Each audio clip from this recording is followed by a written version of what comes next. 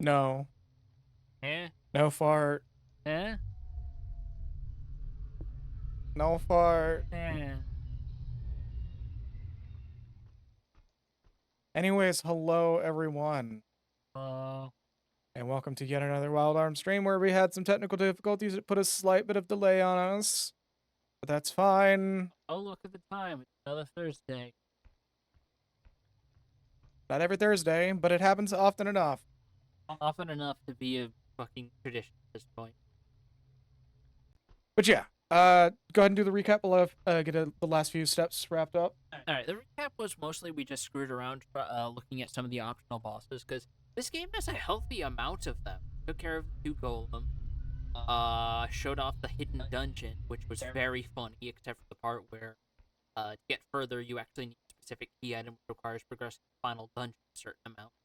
And we also found out something very funny about the logistics behind the encounter table for one of the bosses in particular, because you experimented with it off stream and found that it's basically, depending on how you play the game, you can replicate the same encounter tile where the mermaid golem is fought. No. What? Wrong. What? You are wrong. What do you mean I'm wrong? It is only on genuine hardware. Oh. If you emulate it, it casts all the optional bosses that can be encountered like that into the random mob pool. Okay. So we may have accidentally discovered a form of anti-piracy. Huh. Well, I don't know if it's anti-piracy so much as a technical, interesting technical quirk. Regardless, it's a thing that I had to go and probably upset some poor Wikia editor that was spending the past 5 hours straight updating all the pages for some reason, and just didn't bother with that one. And then suddenly some new person out of the blue adds a shit whack of information to the page for that particular boss. And now he has to go, wait, what do you mean? As he pulls it up on the emulator and is completely unable to confirm it, despite me confirming it on genuine hardware. Which is funny. Good luck, whoever that guy is. Godspeed, you crazy diamond. Hold up, I can literally pull up his name. Oh, wait, you're not doing a hypothetical? This actually happened? Yeah, there was a dude that was updating the wiki at around the time that I was documenting it. Oh. And he was like 30 pages deep into updating stuff for some reason. Huh. And all of a sudden, I just come in with like a big bulk ass update, a big bulk of update that, yeah, he literally, that's funny. It's there. It's updated now. I didn't update anything else. But the mixed blessing of being a fan of a game that's popular enough to have a wikia, but not popular enough to have like coherent, like super in-depth breakdowns like some others do. I mean, there's a super in-depth breakdown for this one specific boss as of now. Is this a blessing or a curse? I don't know, but that dude is probably like, what the actual fuck? What happened? Let's see his icon. I don't have his. I have to pull up the desktop website. Oh boy. Hold up. Let me pull up this shit. I'm not gonna share it on stream, but you can go look at the wiki and sift through all of the ads and see that God,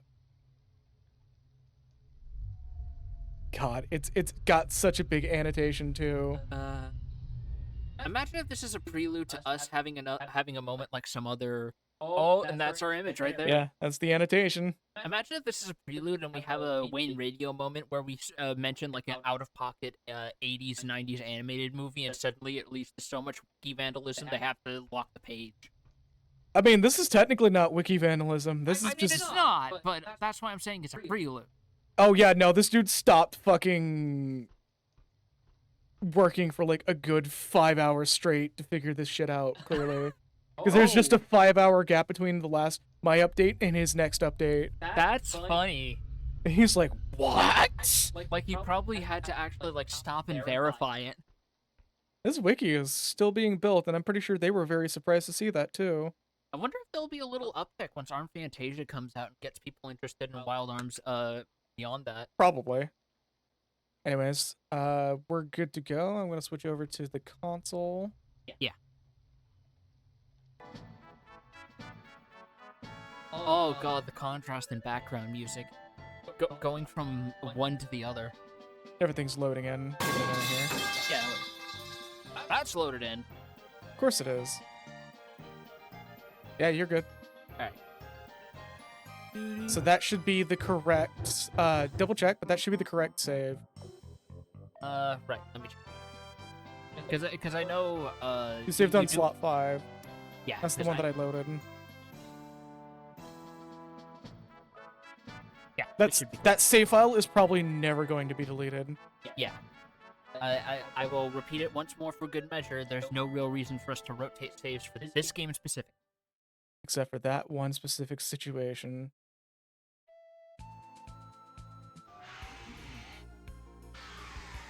Put your controller in. Yeah, there we go. Also, I don't know how you mix up the flight thing. Because it's canceled to land and confirmed to go higher, I'm used to assuming it's the inverse for most other games with airships. Yeah, my statement stands. I fucked around with it a little bit when I was documenting stuff because I just wanted to see what you were talking about. And I'm like, yeah, I don't see what the big deal is. Yeah, okay, sure, Mr. I have to press a button to open door every time. Yeah, because let there be one time where I walk into... Oh, wait, there was a time where I walked into a door that I needed to press confirm for. Yeah, it was the one game where you didn't even need to, usually. Yeah. Let there be one time that it was wrong. Let there be one time. It's amazing that we only noticed this so far after the fact because Xenogears was one of the few games where you do press button to open door repeatedly. Yep. Anyway, here's this jackass. Wait, this is not... Boomerang. Yeah. I don't remember his voice, so different voice. I knew if I waited here, you would eventually come. Where's the music? No! Siegfried is after. No. Yes, thank you. There we go. My dog got it covered. God is my witness, that dog can beatbox like a beast. He is a beast. Thanks for noticing. Siegfried? I thought that was a she. Is the dog one of them gender fluid types? Probably. I'm not gonna disrespect my buddy. It's good for them. As long as they're happy. Dog just holds up a weird, like, fuzzy, photorealistic hand. Just stone graining as it slides in with a thumbs up. It's like a SpongeBob close-up. Or the fucking, like the Lisa stone hands. Yeah. There's apparently more than one. Just the thumbs up one slowly sliding up, and then back into the ground. Siegfried is after the new moon called Malduk. This is the dimensional elevator. Kadingle. I cannot read that term and not hear Vinny doing the funny voice. The dimensional elevator. Kadingle. Have you ever heard of a thing called the Rotten Womb? Which leads to the space colony. Why are you telling us this? What do you want? He didn't pay my paycheck. But also, Malduk is a colony that existed 1,000 years ago that has the capability to attack Gaia. It's easy to guess what Siegfried plans to do with it once he acquires it. Blast the whole damn planet and build a strip mall over it? And a parking lot. Oh. God, I do not want this place to be replaced with drive-in theaters playing nothing but Terry Loops. Anyways, now that you... Thanks, Stream Elements. Thanks, Stream Element. For those who are not seeing live on the stream view, Stream Elements just chimed in saying that we're streaming a whole 15 minutes later. Thank you, bot. Better late than never. Now that you know, I'm sure you plan to head to Malduk. but there will be many people who will get in your way, including me. Move the RPG Maker tag. Oh, yeah. You can go ahead, or you can't go ahead unless you defeat me. Come, human warriors. Rudy just raised his hand. Technically, I'm not human. Just slowly does the whole, like, thumb trick. See? Ew. He just does the fucking detached thumb magic trick, but he's actually detaching his thumb. Yeah, you just see, like, a little bolt screw around it. Want to see a little magic trick?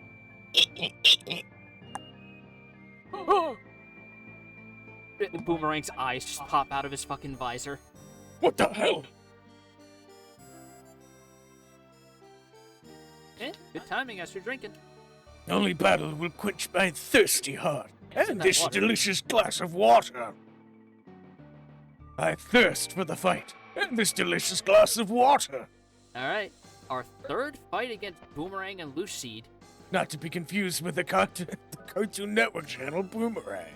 Oh, boy. Which reminds you of how old you actually are. Yeah? Remember when Dex's Lab wasn't on Boomerang? It is now. Remember bet- when Chowder wasn't on Boomerang? It is now. Oh god, that means Misadventures of Flapjack is probably on there. Oh Yes. Christ. It is. Anyway, let's give the dog itis so that it's slow. You want to know what Boomerang actually became? What? The cartoons that we don't want on our main channel. Because there's Yeah. new cartoons on there now too. Yeah, I'm not surprised at this point. Especially considering we're in a state where the fucking stream channels are just becoming increasingly unreliable. I've seen an image floating around of, hey, you want to watch the Pokemon anime? You literally have to use a different streaming platform to watch every season. Oh boy! It's almost as if piracy is becoming justified. I don't want to say it's I would say it's unjustified. We say as we're literally playing a genuine copy of a game that could be genuinely pirated. Well, I mean, it's a game that's readily accessible, so technically we don't have to pirate it. Yeah, but it's got that pioneer spirit if we do it this way, you know? But we didn't pirate it. I said pioneer. I know.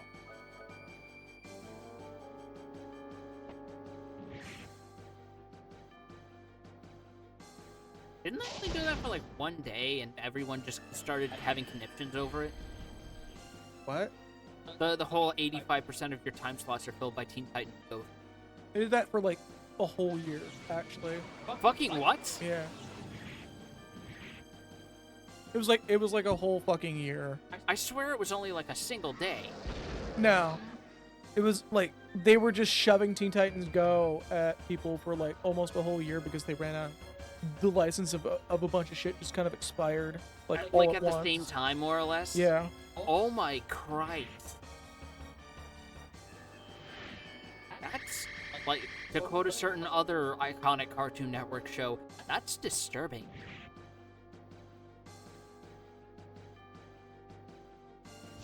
Which is unfortunate because again, now that I've seen like actual whole in context clips of Teen Titans Go, it actually wasn't even that bad of a show. No, it just wasn't. It just wasn't the Teen Titans people wanted. Yeah, exactly. Like, everyone literally just had conniptions that it wasn't the thing that they were familiar with. It had a lot of fucking good jokes. It had some damn good jokes, and, like, the movie apparently had some, too. I still remember the bit where... The timeline correction. Yeah, and not only that, but the bit where, like, Robin actually, like, basically crashes the ending of the theater where he just shoves himself in the iris out and goes, "Kids, wait, before the movie ends, ask your parents where babies come from." And that's where it ends before it hits credits. Like, credit where it's due. That's actually kind of fun. There's a lot of bad reviews for that movie because of that. There is a lot of bad reviews on I that am movie because not of that. surprised. It's so good. Like, they say that any good kids movie is gonna have some parental bonuses. Well, what do you call that? It's fine. They can now ask that question on TikTok and get the wrong answer every single time. Oh, it's funny you say that because I literally just happened by a video while I was looking for something to occupy my attention on break at work about quote-unquote TikTok history experts and how many of them just blatantly get stuff wrong.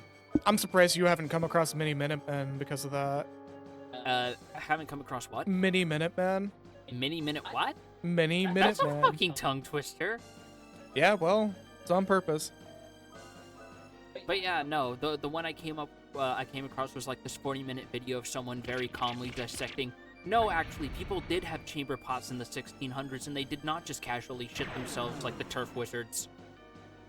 If there was any detritus sitting around randomly in corners, it was probably their unattended pets. Yeah.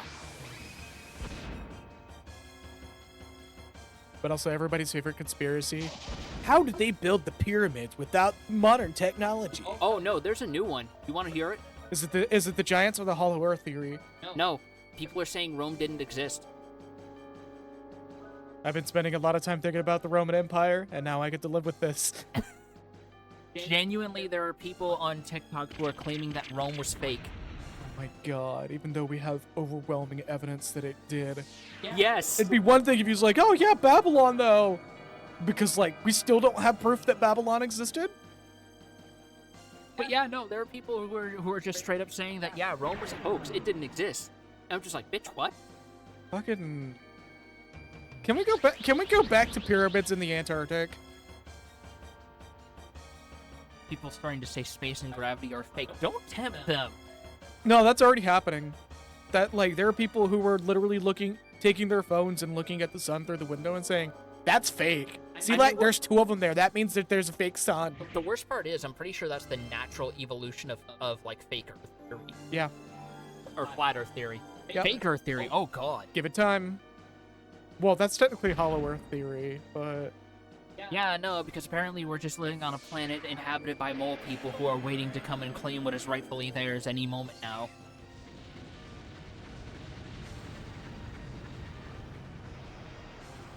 Or maybe it'll be more of these metal demons waiting to climb up so that way they can raise Kadingle. We just walk into Kadingle and just crab people. Also, minor complaint, I hate that this guy stands so perfectly still you can't tell when the fight ends because the enemy models are supposed to just completely still when you zero out their health bars. Bet you he'd fucking make a killing cosplaying as an Eros from Warframe. Oh god. What? Yeah, that's the end of the fight.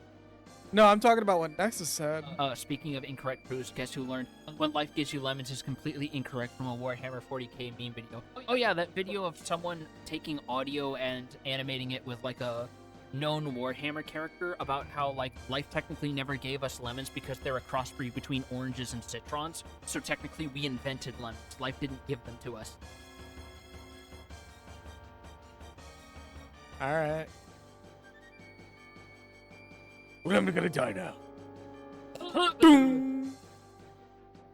Oh god, yeah, wearing that visor, that falling down like that must be painful. I have witnessed that the human of human. Oh, we can cuss him? Oh no. I can catch myself. Oh, that reminds me of something really awful, actually. So I've been watching the Team 4-Star episode commentaries, and Scott, being the massive Dragon Ball fan on point, pointed out something that I actually forgot about. So you know how when Gohan punches Cell, he vomits up Android 18? In the original manga, it was a kick to the head that concussed him so bad it made him throw up, and it leaves an indent that doesn't fully regenerate. Oh. Like, it only goes away after he explodes and fully reconstitutes himself from the ground up. That's fucking brutal. Yeah.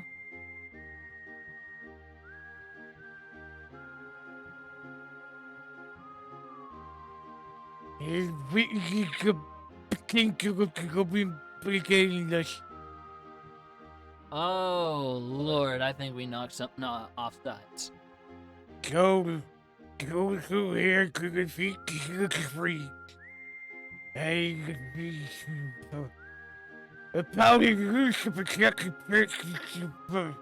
Okay, big guy. Give it a point. Hold on, let me just get some heal berries. How many fingers am I holding up, buddy? How many fingers? Okay. That tells me everything and nothing. Come be high. Oh, hello. You have overstepped your bounds one too many times. Boom! We are finished with you! What? Why? Who was on point writing for Siegfried that made him a sassy bitch once every good while? You will die with the humans. Right here, right now.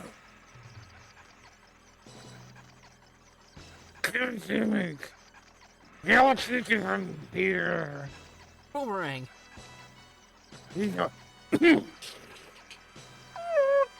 A trapdoor transport device on the top of Kajingle. I'm letting you guys go. I'm not saving you. Remember, I am the one.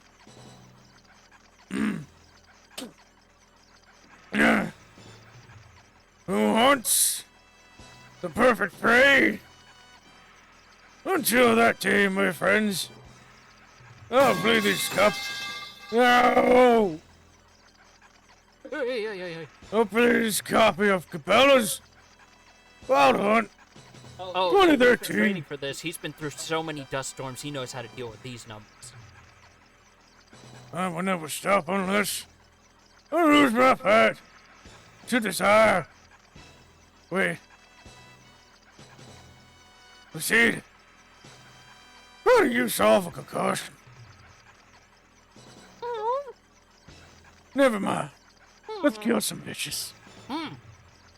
If humans turn hope into power, I can hope for Blade.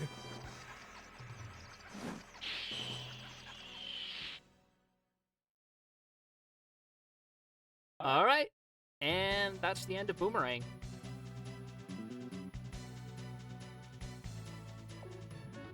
Just no dialogue. Well, if we go right back out. Just kicks us right out to the overworld. No. Oh, you just get the weapon. Saberfang. Just gonna have a king moment. I'll be back. I'm just gonna leave my weapon behind. So, It's a if bit we have too this in heavy. our inventory and we decided to go do the battle tournament, something genuinely fucking rad happened. Go on. Do you want me to say it or do you want me to, like, show it at some? We could probably show it. Then I'll hold my peace. If it's not too long, we could show it. It's mostly just making it to the end of the. Oh, okay. I got it. Some. All right, let's see what we got for our local assortment of weirdos, dude. Oh, that's not so bad. They Willow whip their was- light back and forth. Bitch, what? Willow Smith? No. Yes. No. Yes. No. Yes. No. Yes. No. Yes. No. Yes. No. Yes. No. Yes. No. No. No. Yes. No. Damn. Maybe? Yes. No. I tried to Looney Tunes your ass. Didn't It work. isn't. Oh, no, it's rabbit season. It always will be rabbit season, and it's going to be rabbit season until it is no longer rabbit season. But it's duck season. No, it's not. It's rabbit season. But it's duck season. It's rabbit season. But it's duck season. It's rabbit season. But it's duck season. Rabbit season. No, it's duck season. Rabbit season.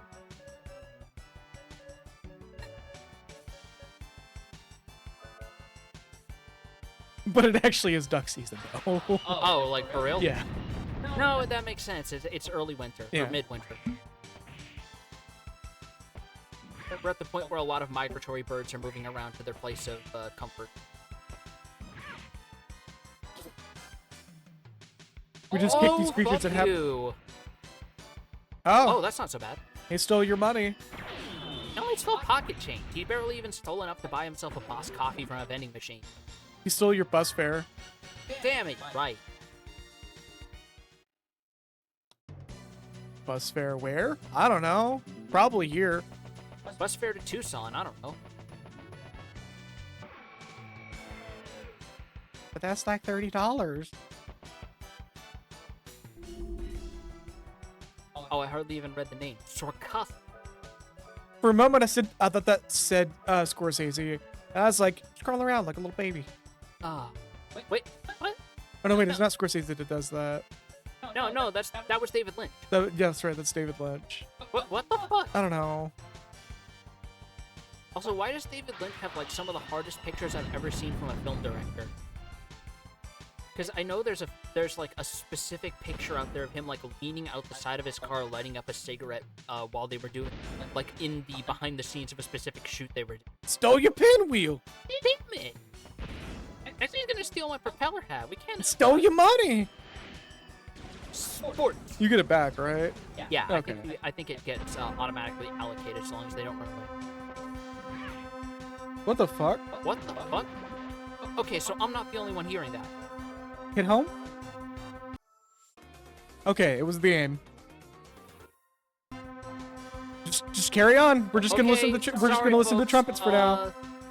Don't worry. We're just listening to some death grips right now. Just bear with it.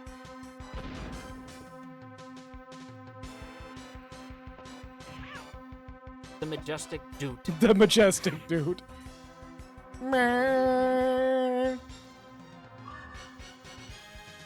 Oh, it just slowly fades away. Okay. Sure. Thanks, game. That was the getting her ass kicked alarm, I guess. What the fuck?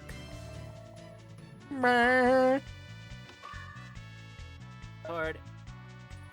Someone didn't turn the light green at the start of a race, apparently. Right? Yeah, that's sure. Oh, Jesus, am I already towards the end already? We're just boarding the Blackbird, no big deal. Yeah, no, don't worry about it. God, are these the only enemies in this dungeon? Come Yes. They're the janitors. What do you expect? Why are they drinking on the job then? No, wait, I actually know that as a former janitor because it doesn't pay enough. Yeah, I was about to say. They have every reason to drink on the job. Yeah, no, especially if you're working at like a supermarket or something and the alcohol aisle is right there next to the water for some. Buy yourself a canned screwdriver too if you could. just one of them pulls out a vuvuzela, and that's why it makes that noise. God.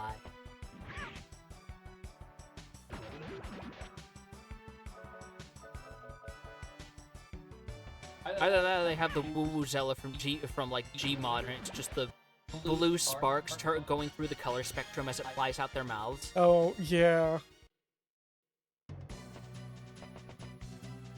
Something that apparently still hasn't gone away from soccer games. Really? Yeah. They're just not nearly as frequent because people got tired of them. And I'm just like, that's not fun. Somehow not surprised. Oh, hello. Yeah, just blow it open like it's Zelda. I mean, that is the idea. Be-do-boo-doo-boo-doo-boo-boo.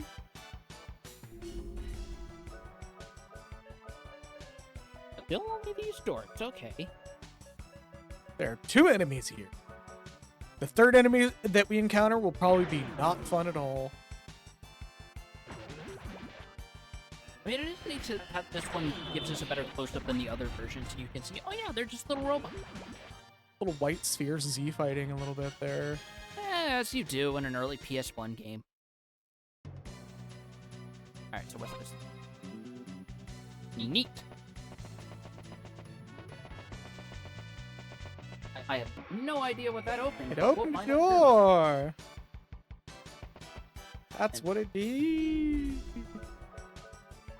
Just one of these guys, okay. I don't resist this knife. I mean, I guess if they're drunk, that's the easiest way to sober them up and give them a hangover. But And he's gone. Give me your money. okay, that one is restless. I have no clue what that Might be a super attack being prepared. might be. Well, it's dead. No need to worry about it now.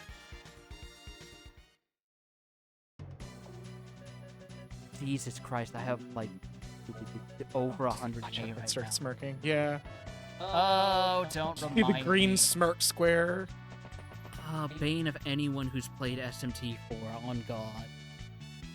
Just those little bastards get one hit in and suddenly they have to wipe your whole team because they got the pleasure high going on.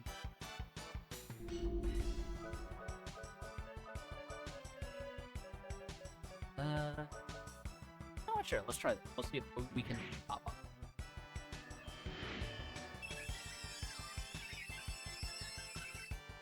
Nothing! Rad! It has no no MP.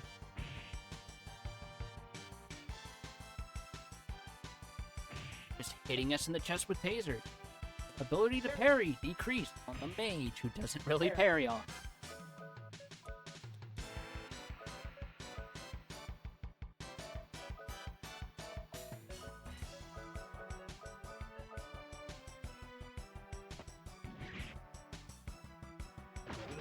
And you go.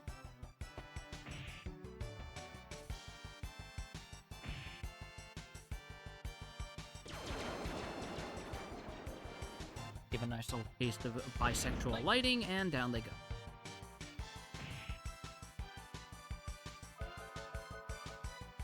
Ignore this noise. Ignoring?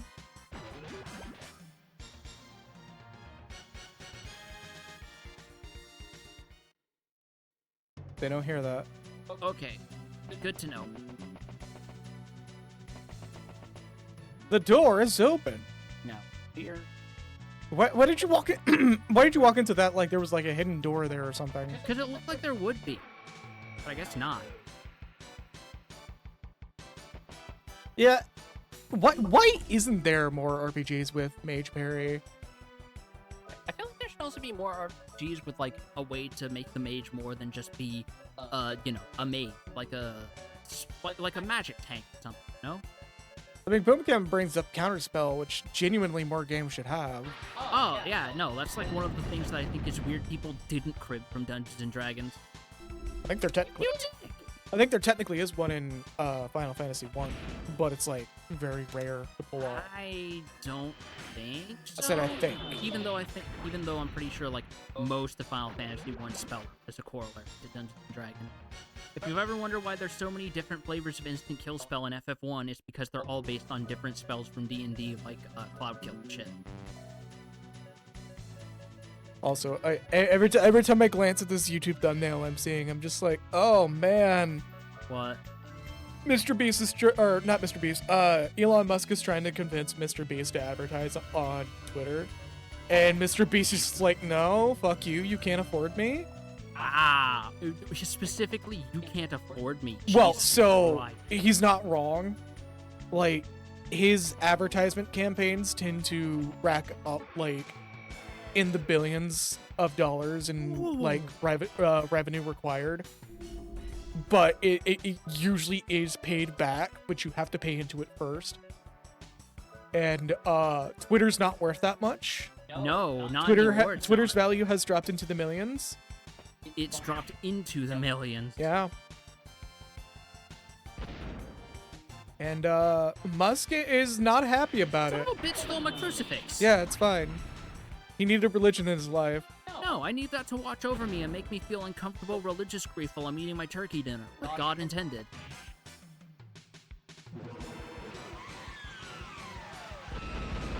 Yeah, it's the Doom door opening sound. Don't worry about it. Yeah. Good fucking lord, like, I could go on for hours about why, like, personal biases about Musk aside, why he is just the man who is managing to move the bar on most mismanaged company ever. God. Oh yeah, the random cat noise is back as well, speaking of. Yeah, no, it's really funny how even some of the most charitable takes about him lately are maybe his acumen might do some net positive in the long run, but having that underneath a fucking man-child is not worth it. Like, every time somebody says something positive about him, he somehow finds a way to just, like, reverse every good faith anyone could have about him. Absolutely. Hey, look, there's a symbol of Mars on the store for some reason. Oh, finally, some new enemies. Almo. Well, I see we can chalk up Devilman to the list of influences that were clearly held upon this dev team. I wish I had a hold it, enhance button, where it just zooms in suddenly. I might have to set that up just for the joke. Yep, Devilman reference acquired. Nowadays, everyone's just talking about Chainsaw Man, Which is Devilman for Zoomers, shaking my head. Like, I'm not crazy, right? Chainsaw Man is literally just Devilman 2. No, not really. What do you mean not really? Like, we live in a period where people can just be like, hey, I could just watch this thing, so the whole blim blim bloom bloom bloom bloom bloom bloom. No. Probably that last tool you need to get. Probably. That or I have to hit more switches. Jesus, you okay? Yeah, I'm fine. I just got some phlegm in my throat. as you... Yeah, you genuinely can't. You genuinely can't say that something is. Wait, I had a Pimacam. Something is a specific generation's version of something because we live in an era where literally anything can just be watched now. Almost anything. I mean, true, but also I can do it anyway because it's funny. It just makes you sound old. Yeah. Old and out of touch, and you're not even 30. Give it time. Even though you're trying to talk like you're in your 40s. I'm not trying to. This shit just crept up on me one day, and I don't know how to turn it off. You're in your 20s. Well, no, I know exactly how it happened. It's because most of the people that I hung out with when I was in my formative years were old fishermen who like drank Frosters and smoked like 2 packs a day. You're in your 20s. Yeah.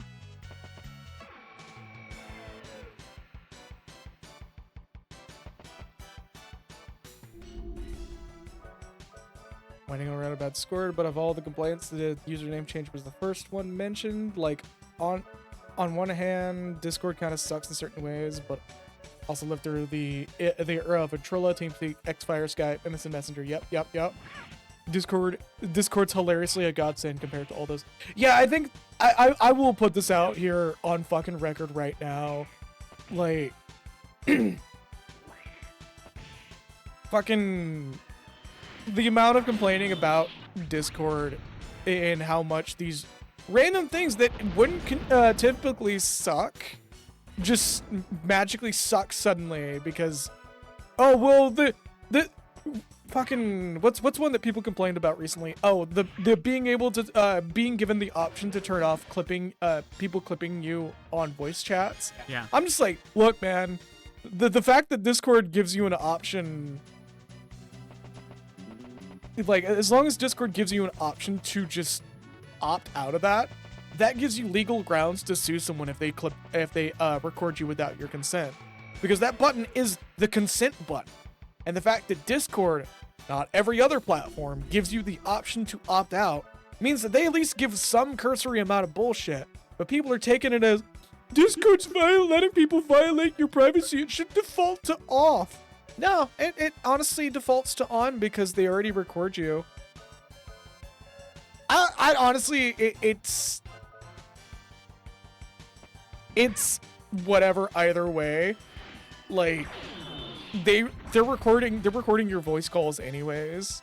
I just think it's annoying that we have to go through a cycle of new instant messenger client comes up, it's good, years pass by, it's shit now, waiting for a new instant messenger platform that's no longer shit, the cycle repeats. That's not gonna be a cycle this time. It's only been like a cycle for so long. We're in the same. Let me speak. We're in the same situation that we are with Twitter, YouTube, and Twitch. Who's gonna step up? Oh, somebody's stepping up? Okay, when are they gonna be good though? They have to be immediately good for anybody to give a shit. Tell me that wasn't the one you took the lucky card. Okay, good. Thank God. Like, it kind of fucks me up that people are just like, they're fucking way too many people are saying, I mean, ICQ is gonna forever exist. They're a peer-to-peer service. People are going to sit there and say that they can't wait for the new one, not realizing that they're still saying that about Twitter and Tumblr and YouTube and Twitch. Like, I don't know if that's so much an indictment on that front as it is just a insight on the fact that there aren't enough people actively trying, or that things are so congested as they are that it's hard to get that off the ground. Because building a website isn't exactly something you can do just like out the gate. It takes time, it takes resources. no, just the problem is nobody wants to give the new platform a shot because, again, like I said, they're expecting everything to immediately be available. All the features that one platform had to be immediately available, even though those What the actual fuck? yeah, don't worry about it. Death metal album. Anyways, they expect all the features to immediately be available. I can't even from the really start. make out their features against the background. They're so dark. I'd say things are so monopolistic at this point in time too. Oh, they're Yeah. unicorns. No, they're it's quite No, literally they're not unicorns. What the fuck? it's quite genuinely monopolistic at this point, but it's like a mix of monopolistic because corporations are doing it, but also monopolistic because people can't be fucked to give other platforms a chance to actually grow and actually become the thing they want it to be. Because a lot of these platforms are coming up and then falling because nobody wants to fund them, because they don't magically have all the features that other platforms have. Like, I'm not gonna say this about Kick because there's way deeper problems with Kick going on than what like people are saying. Like, they could have the feature set and I would still not want to do Kick. YouTube should have the feature set. They've been around long enough to have it. They opt not to. Round, get to that. And like, fucking an alternative to YouTube, fucking Vimeo, well, nobody uses Lively. No. Vimeo, I guess Instagram exists. Nobody's really tried to be an alternative, which is kind of a weird, funny thing. Because, like, when I was working in web hosting, Being back to the crypto gambling side immediately turns me off from it, as well as them allowing gambling as a whole. Just ew. the fact that they literally Dailymotion tried for a bit, but then Dailymotion is Dailymotion. Are they even still existing? Yes, Why? I don't know. That's weird. Fucking. I think it's funny that Kick literally paid XQC like an exorbitant amount of money to go stream there, exclusively, only to just tell them to go, yeah, just go gamble, and all that money goes right back into their pocket, which is something they knew would happen. Like, they may as well have just poked a hole in his pocket, handed him the money, and then collected it in a dishpan when it fell out. They paid him on $100 million, and people have been keeping track of his gambling habits, and it's all gone right back to Kick. Jesus Christ. Every bit of that has gone right back to them. Like, at that point, that man genuinely needs some kind of therapy. I mean, people are trying. It ain't gonna work. It's just something about XQC and him just not caring is really interesting. Like, everybody thought that he was gonna be able to kick his gambling habit now that Twitch, has banned gambling. But then Kick just goes, okay, but like we can take advantage of this situation right now. Oh, that's disgusting. Yeah, that's why I don't want to bother with Kick. That's actually disgusting. Like, I'd love to have an alternative to Twitch to stream to. I honestly could be setting up multi-streaming for YouTube, but I'm too lazy. There's just too much that goes into setting that up and managing it. But like, it fucking, there's no real reason to, because like, the alternatives suck. It either sucks or there's just significant problems that exist beyond it just being a streaming platform. You bitches!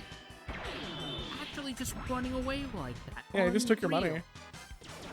Well, no, this one had to use his action to steal from me, and it's the one that's getting glassed right now. But still, the other ones just ran away like total pansy.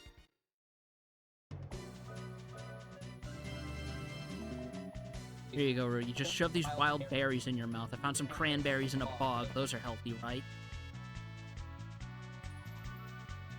Also, it's gonna be interesting when it's not if it's a win at this point. I get a VTuber avatar going. Like, we're gonna have to stop using no lights around the stream setup because that's gonna have to start being set up again or set up properly now. Really? Yeah. I have ways of doing it without a webcam. I'll just use my phone, plug my phone into my computer, and just use that as a webcam. That's the most common way I've heard of doing it, yeah. Well, there's better face tracking on the phone, and I have to get that all set up because there's APIs that work with that on the site. Spend the exorbitant amount of money on a webcam that has a face tracking API, which I believe the Elgato one does, which is on my throne. Yeah, exactly, random car honking outside. You wanted to be involved. Don't leave him out. Which that link's already popped and come and gone. Yeah, unfortunately. I mean, I just don't remember the command to tell it to show up again.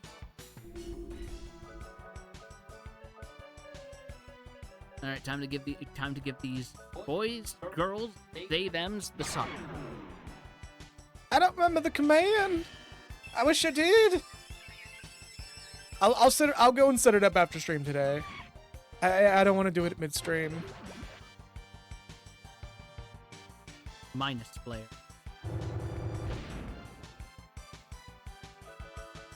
Yeah, I'd say that's minus, all right. That's minus any decent damage.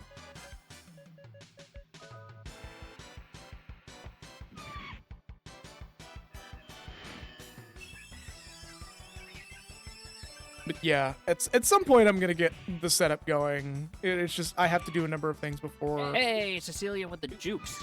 I have to do the number of other setup things before then.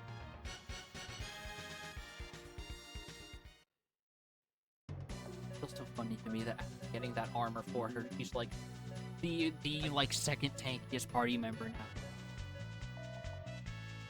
Just all we had to do was steal a dress from a dumb stone statue in the water that was harassing people, but she's tanky now. Also, I just realized this game doesn't have CD track music. Really? Yeah, when it's running on like a MIDI channel. Huh. Good point.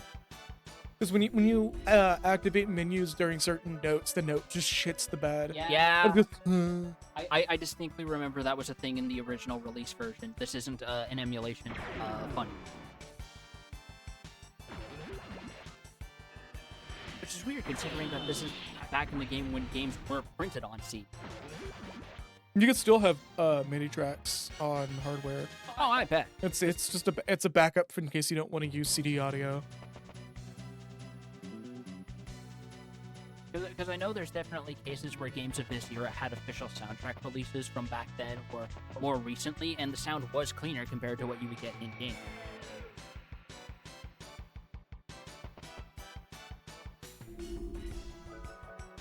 I think the PS2 was the last console to have a non-emulated MIDI chip in it. And I think from there it's been emulated since, if it even uses MIDI. I think a lot of game tracks now use like ultra low density audio files with like programmed loop tags in them. So like .ogg and stuff? No, it's a specific one. I forgot which one it was, but Okay. it's something that I used to dive into a ways back. Huh. I think the MP stealing spell actually gets stronger when there's fewer targets. That's interesting. I mean, that makes sense. It does. Stealing the Doritos. Yeah, just steal all the green Doritos. All the Baja Blast flavor. No, all the Mountain Dew Doritos from them. The green moldy Doritos. Yeah, Straight into my body. the ones that are stored next to the Burger King foot lettuce. Speaking of Burger King footless, I'm actually a little disappointed that what I thought was originally going to be a shitty mascot horror that was gonna like take off and be like 30 game theory videos. Not that I'm knocking that dude, he retired at this point. Yeah, you're literally being a dead career. Look, I'm not hating him 100%. I hate that like some of his fucking game theories were completely off the fucking wall, but I'm not gonna hate the career. I mean, at this point, it's probably paid plenty of bills. So. Oh, apparently it's paid more than plenty of bills. But yeah, fucking, I'm a little disappointed Amanda the Explorer didn't take off. Really? Yeah, I thought it was for a little bit because people were talking about it. Oh, you mean Amanda the Adventurer? Oh, sorry, Amanda the Adventurer. Yeah, because I think I even mentioned it to you. Like- It just seemed like a neat a break from the usual mascot horror fare because it was more of like a escape room puzzle game kind of thing. Escape room puzzle existential horror. I Which is thought it was really fucking good. not to mention the fact that it actually feels like it has fun with itself because there's like some very nice dark humor in there. Yeah. Because, like, I remember the way to get, like, the second route after you've gotten one of the first endings is to use the pause button after you unlock it to leave it on the frame of Amanda and Wooly cooking the pie. You Oh. look around to do some other puzzles. You turn around, the whole kitchen's on fire, and they're both screaming their heads off. Yep.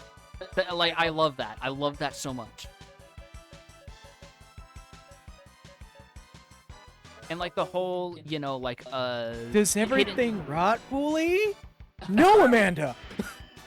Like, and the whole, like, finding the hidden lore thing, that makes way more sense because it's a puzzle game, so you're already primed to go looking for Yup. a bunch of hidden baubles. As opposed to click on this poster that may or may not have a 10% chance of showing up every time you pull up a camera. Click this poster and Golden Freddy will sit there and shake your hand and fart on your face. Boop, boop, boop, boop, boop, boop, boop, boop, boop, boop. No, no, no, no, no. That fucking beatboxing Freddy shit. Jesus Christ. I am getting turned around. Hold on. Where do I want it? Also think it's funny that, like, the movie did nothing to follow the game's lore. Even though there's enough information in those games to fucking make a decent movie out of it. I think at the same time, though, it's already, like, sometimes when you adapt something to a different medium anyway, you're going to go in a different direction. Because the movie, like, apparently the comics and, like, novels also go in a very different direction. It's still just, like, but you could do it, though. You could just make it seem like it's not actually a horror, but a dude just tripping off his balls on oxygen deprivation. Yeah, don't worry about it. Unfortunately, Matthew Lillard could not save that dumpster fire. Yeah. Because, like, everyone I've talked to who's seen that movie says that it's not even bad in, like, a fun way. It's just boring schlock. Which is disappointing. Like, at the very least, if you want a bad horror movie, you want it bad in, like, a Jason in Space kind of way. Speaking of unexpected shit, took a peek at fucking Midnight Suns. Really? Yeah, it's pretty decent. Oh, yes, you had the same revelation Pat did, where It's like, oh, this is, I thought this was garbage. Oh, this is actually kind of fucking good. where Pat's whole stream did more justice for that game than the entire advertising budget did. Oh, look, a pipe busted. Oh yeah, someone left the belt sander on. Don't worry about it. The game is being developed live on stream. It's just one of these guys runs off to the back. Hold up a moment. If you listen closely, you can hear the coffee maker running as someone gets up from their makeshift futon. One of the dudes just runs back. You just hear, and it stops. Oh god, that actually reminds me of some like horror story I saw someone translated about like. Oh my god, it's literally stopping. But yeah, no, me bringing that up actually does remind me of a thread I saw recently about how like the sprite animators for the Metal Slug games went through some heinous fucking conditions to make that sprite art as good as they did. Oh, I bet. Like they actually basically had to sleep in their offices, and they went through a little ritual where anytime they brought like replacement linens, they would sniff the bed sheets, and they said if the pillows have old man smell, that's the good pillows. Okay. Also, we're just going in circles right now. I know. I got turned around because this place looks the fucking same. Shut up, phone. I don't know whose phone that was, but shut up. That was a car horn, and also they can't hear that. We're gonna have another random noise get locked up in the memory. Apparently, I need to double check because I don't remember the guy's name, but he did say that working in those conditions was so bad that it actually affected his wrists and back to such a point that he basically needed to retire and can only do like part-time work essentially whenever he does like development and sprite art now. Because he basically had to live in his office for months working on Metal Slug. And it's just one of those little moments where it's like anytime someone says that, oh, video game development was so much better back in the old days, it wasn't. It fucking wasn't. Oh, hello, Light.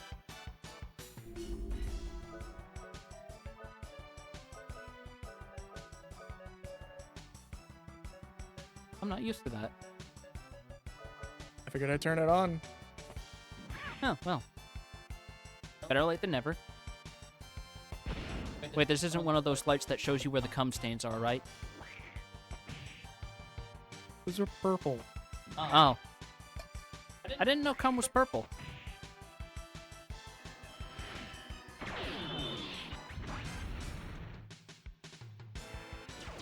I'm shaking my head right now. I just no. Oh.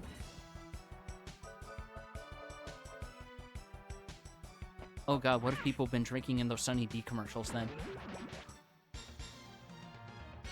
The only thing that I will say that was better was that since you only had a singular release, fixing most of the findable bugs was a priority.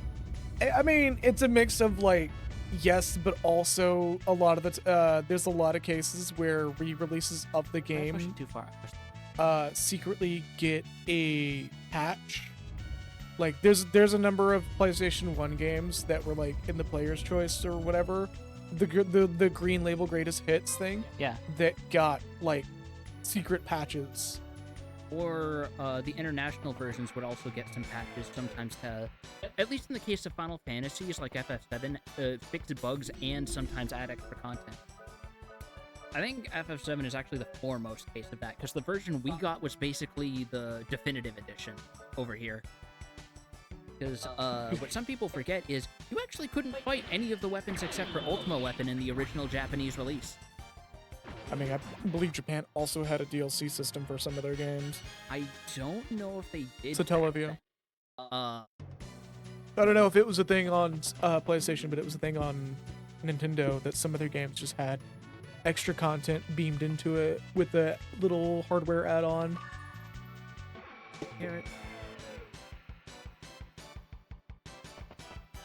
That's one of the things that I really wish people archived extremely well was the Satellaview content. I think we have more like known archival content about the N64 disk drive than we do the Satellaview at this point. We have a decent amount. We just don't have everything. There's just some things that are actively considered lost media because Japan just won't release those tapes. Frick. Oh, people are working on it? I hope so. Yeah. I would love to stream fucking Satellaview's Zelda 1. There was a lot about that game that was really interesting. Because the closest we have to a Satellaview game that's readily available is the fact that Radical Dreamers comes packaged with the re-release of Chrono Cross Radical Dreamers. Fucking Zelda 2 was also supposed to be a Satellaview game. Really? Yeah. But didn't that come out on the NES? In America. In Japan, it came out on one of their kiosk-provided download systems. Really? Yep. That's why. We got the technically inferior version, but like it's still superior because there was some bugs that were fixed. But the one that was in Japan, which is why I'm bringing up the Satellaview thing, I would love to have that just to show that off. Is you just push that down the hole, no big deal. Yeah, don't worry. Do we go down with it? No, we don't. But Zelda 2 was a I think a Satellaview game originally. Yeah, look it up. I'm sorry. Yeah, don't worry about it. He's hovering. Hasenberg. He's hovering. Causing these nuts in your mouth, buddy. Wind will ruin his day. Let's give that a try. Mary Poppins, you ain't, buddy.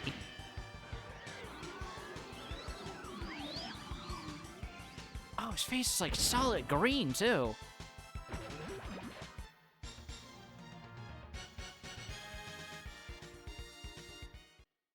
Man just said it's raining today and they're singing in it. Right. Oh, that landed right on where it needed to go. Perfect. Baller.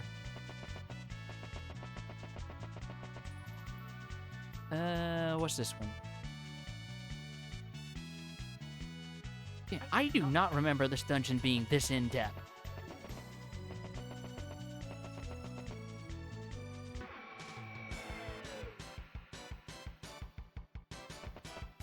I know there was a Zelda 3 version, or a Satellaview version of Zelda 3. Huh. Yeah. It's not much different, and it was like what we got in Link's Awakening remake, where people were just building dungeons and shit. Interesting. But it's one of those things that like I really wish like it was preserved better. Yeah, because it's like the thing that people forget about preservation is it's not just going for the quote-unquote definitive version of a game, it's making sure that each version can be preserved in some capacity. Also, I love that Yoshida's just like dead ass fucking saying that he would make the fucking dev's life a living hell. Oh, for yeah. being fired. Yeah, just like saying that if you remove me from the dev team, you can't stop me from playing the game and being everyone's worst critic. Yep. Huh? Oh yeah, no. SE would absolutely go under if they fired the Yoshida. Golden Sun 1 and 2 are coming to... Excuse me? Stick, I don't have to emulate it anymore. Huh. Well, there's my opportunity to finally play those. They're super good games. Yeah, I've heard. Probably I'm one of my looking forward favorite. to trying it. Probably one of my favorite RPGs of all time. I think that and Suikoden are the only two like big. Oh god, I love the shit out of these games that I never played as far as like RPGs go. I really hope that the devs of Golden Sun will take this porting onto Switch as an opportunity to go, hey, maybe we should make a Golden Sun 4. Oh wait, no, there is something else that I missed. The original quad of Dot Hack. I only ever played GU. Oh, the original quadrilogy. Yeah. Rusty. Yeah, because it goes way harder in trying to be an old MMO. Emphasis on old MMO. Oh yeah, I'm not surprised. Officially in a weird timeline, the 2021 attack on the Capitol pandemic or any U.S. history. Oh, I don't know how to feel about that one. We can now genuinely say we lived through a major historical event. Technically, we lived through several major historical events. One of the did we? let me finish. One of the provinces of Canada got its independence within our lifetimes. What? Yeah. Like it the fact that it's in U.S. history textbooks like right now is admittedly a bit slow because the textbooks that I had when I was in school, like the year it happened, the next year, it was immediately in the textbooks and a lot of talk about it was going on because it was such an interesting thing because it was just, yeah, this is literally one of the last British colonies. There's like one more that's still a British colony and So that may not go anywhere. So you're saying that Star Trek might have had it right, and we will live to see the Irish unification eventually. Oh, that will be interesting. I'm not hearing a no. I'm not hearing a no. Hold on, let me look it up. It's like one of the very far northern ones. Oh wait, I see. I'm not supposed to have it. I'm supposed to have it over. I wish Piffle was in here. Piffle would be able to give us a direct name of which one it was. And then she could give us insight into what the fuck British Columbia is up to again. I mean, they're literally our northerly neighbor, so we don't have to ask that question. We can just be like, "What up? Are they doing what Seattle's doing right now?" Yep. All right. Cool.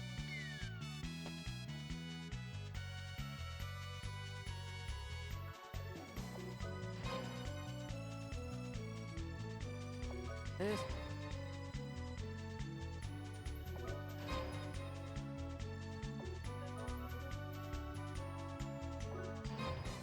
Oh, I think I see. Okay.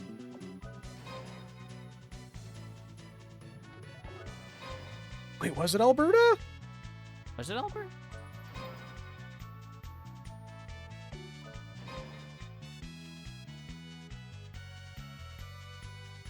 Oh, a number of Canadian provinces got independent in the 90s.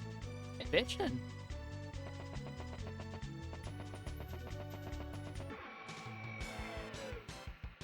Now they just have to get rid of that whole part where they keep toasting a dead bitch. Unless they're literally toasting a dead bitch. When you become old enough to see an event you live through go in the history book. Boy. Yep.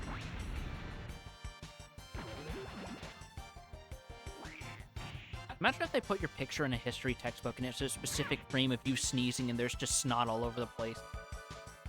That'd suck. I'm trying to find it. Give me a minute. Yeah, no worries, no worries. Might have been Saskatchewan.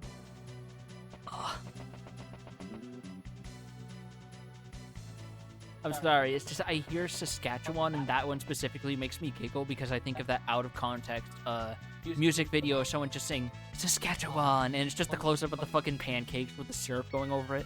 Wow. I think Joel pulled that for one of his GeoGuessr videos. There we go. I'm actually gonna grab Piffle. Ambrosia. That's the Mega Elixir? That's the Mega Elixir. Okay.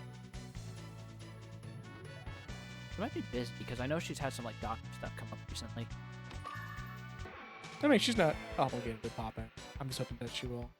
All I can think of hearing that is a random episode of Angry Beavers with Canadian beavers that were in an episode. What were the differences between American beavers and Canadian beavers? I wonder if it's the difference between American geese and Canadian geese. Because Canadian geese are assholes. They tend to be, they're very territorial. They don't tend to be. They just flat out are. I'm saying this as somebody who has raised Canadian geese before. They tend to be. You are crazy. You are actually insane. Wild Canadian? Hey, Piffle, you can answer this question. What Canadian province got its independence in the 90s? Was it Also, are Saskatchewan, Canadian or geese was the worst? Yes or yes? Was it Saskatchewan or a different one? Like got officially recognized, I believe. It was like in '95 or some shit. Independence? I think from Britain, yeah. Yeah, like, I'm as confused as you are, because it's like, that's happened that recently? I mean, we literally had a whole new, yeah, Newfoundland, there we go! Fucking... Oh, what, 1934?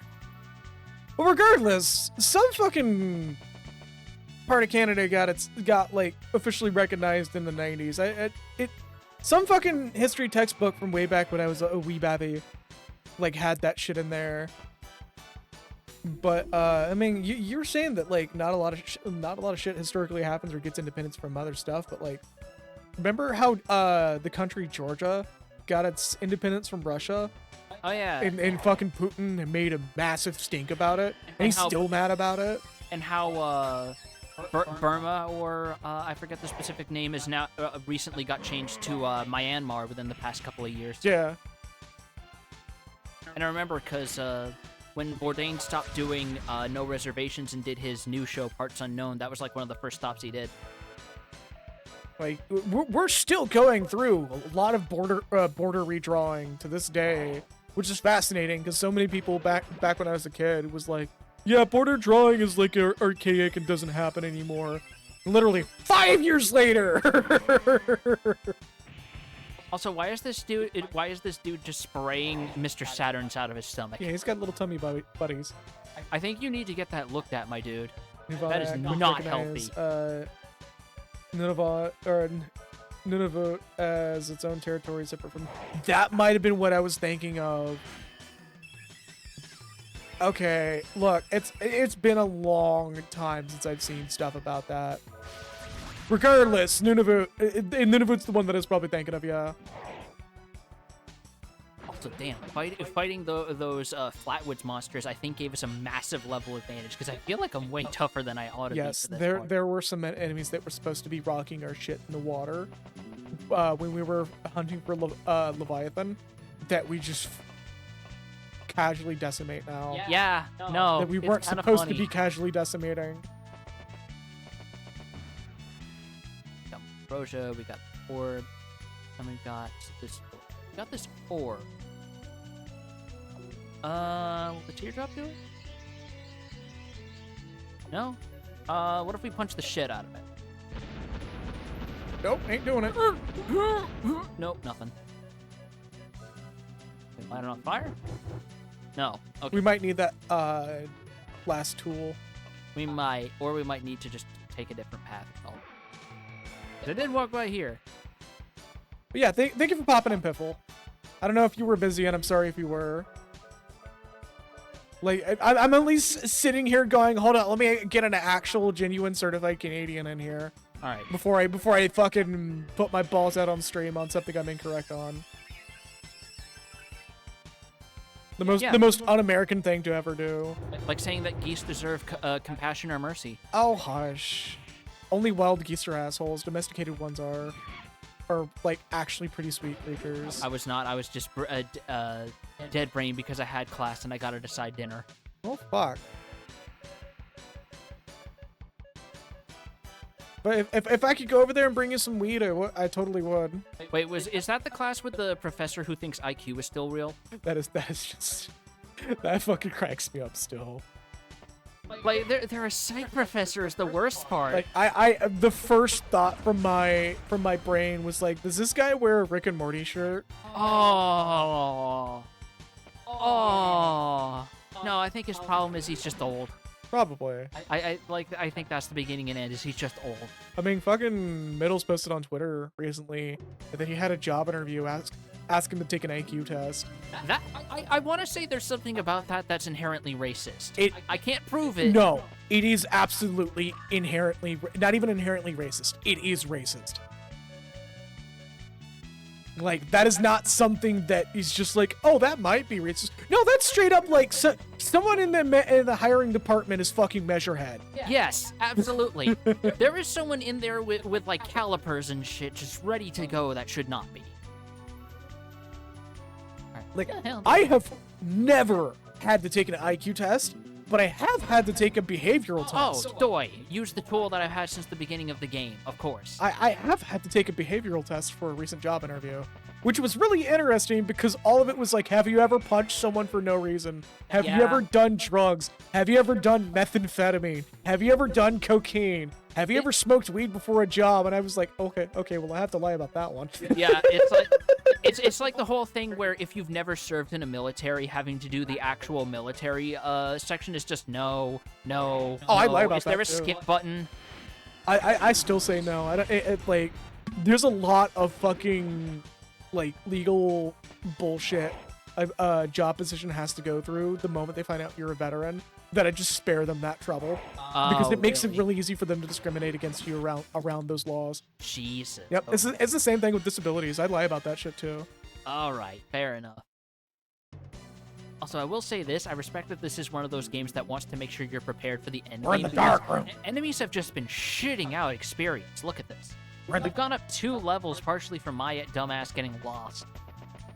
Thomas Edison gave interviewees a bowl of soup and he wouldn't hire them if they put salt in soup before they tasted it. What? That is sociopathy. That is the most detached bullshit ever. Like, okay, in this defense, I wouldn't hire somebody if somebody didn't put salt in their fucking soup because at least they want spice in their soup. No, you wanna do a version of this that sounds more legit. You see if someone is the type, you hand someone a box of cereal, a bowl, and milk, and you see if they eat the cereal raw in their hand and just drink the milk. If they do that, do not hire that person, do not make eye contact, put them on a watch list. Wait until you hear the reason. Have you never said, hold up a second. pause the game for a minute. I'm gonna fucking call your ass out for a minute. Have you never ever sat like on a couch as a child, as a wee little babby, while watching fucking Ed, Ed and Eddie with a little bowl of cereal with no milk and just fucking scooping that shit into your mouth? Specifically Fruit Loops or Fruity Pebbles? No, You've never done that. mostly because I got chocolate cereal. You need to be on a watch list. What the fuck? Excuse me for being objectively correct in doing the order of operations properly. What do you mean? You've never experienced the joy of cereal that is good and dry. Look, there is a scene in Get Out where Jordan Peele needed to illustrate to the audience how off-kilter one of the antagonists was, and he did this by showing them monitoring the activities happening in the movie, eating pieces of cereal one by one with their fingers, and then drinking a milk from a glass with a straw. Yeah, and that's everyone fucking took different. that. How is That's that different? How is that different? I'm not consuming milk when I eat cereal dry. I just eat that shit dry. Okay. You ever had a cereal bar? Yes. Guess what? That's a different presentation and form factor. That's not the same as just buying a Uh, box. look at that. Dry sugary cereal is a good snack. Yes, in the form of a cereal bar. Here- If you here- have a box, just get some milk. Cheerios is also a very good one to eat on its own. What? That's actually quite delicious by itself. I mean, I guess, but Honey Nut Cheerios, no, you have to have that in milk. No, I'll have that shit without milk. You Look, are insane. Motherfucker, You are insane. I am literally. It's not like I'm literally sitting here talking about eating grape nuts without milk. All right. Who the fuck eats grape nuts to begin with? I used to live with someone who ate grape nuts, and I never liked them. Did they remember the age of fucking of like giant wheel bicycles then? It's the only way to eat those little like boxes of cereal. Yeah, pivotal. Exactly. The Exactly. tiny boxes that come in packs of 8. I remember seeing those. I don't remember anyone who ever bought those. I love how everyone is just like, no, bro, you're the minority in this situation, Joe. How am I the minority? You all are insane. No, that's all you, man. First I find out like nearly everyone around me plays Fortnite, and now this. I'm upset. I mean, I don't play Fortnite. I played it once, and I was like, it's not for me. I just don't like shoot games. That's the beginning and end of it. I just didn't like how Fortnite fell. That's my qualms with Fortnite. So what's the? Oh. Oh shit! Lights out. Let's Yep. go. It's a light. All right. Oh puzzle. no! Stop! Okay. Reset the top one. All right. You really want to do this? So do the top left corner first. All right. Because I want to see how it responds to diagonal. Okay. Bottom left corner first, or next. Bottom left. Or sorry, This- bottom right corner. Bottom next. right. Yeah. Now do the top right corner, Top right. and then the bottom left. Bottom left. Okay. I have to remember my directions here. Okay. Now do the. Oh yeah, I kind of fucked it up, didn't I? Because there's no middle lever. There is not. No. Yeah, reset them. Hold on. Let me just use Cecilia because this is one of the few moments where we actually can use the watch for this. Yeah. All right. So. So okay, since there's no center, that kind of defeats the purpose of what Yeah, was it's going on. literally just whichever two are closest, so it obeys diagonal. So just do the cardinals. Northeast, southwest, in that order. Northeast, southwest. Yep. North, east, south. And then. Nope, I did it right back. Oh over my here. god! Hold up. You're the one who's supposed to be good at puzzles Is it here. even solvable? No, it is. Why would it not be solved? Oh my god. Locke, are you having a sundowning moment? No. Are you having a sundowning moment? Why are you saying this twice? I only said it once. It's literally recorded. No, you Yeah. can still salvage this. Just do the corners next. Alright, so just do the corners? Yeah. In what order? Just clockwise. Alright, so 2 o'clock, 5 o'clock, 8 o'clock, 11 o'clock. There we go. Yep. So we were doing it in the right order. It's just I forgot that, like, oh, no, wait, hold up. There's a little, like, one extra set of steps to do. Yeah, because there's no middle switch. Yeah. Also, yeah, no, fucking dry cereal, it has to explicitly be sugary dry cereal. Like, Frosted Flakes, get the fuck out. Honey Frosted Flakes is sugary. Hold up. Honey Bunches, there's a reason why I'm saying Frosted Flakes, get the fuck out on that one. Honey Bunches of Oats, yes, if it was a fruit one.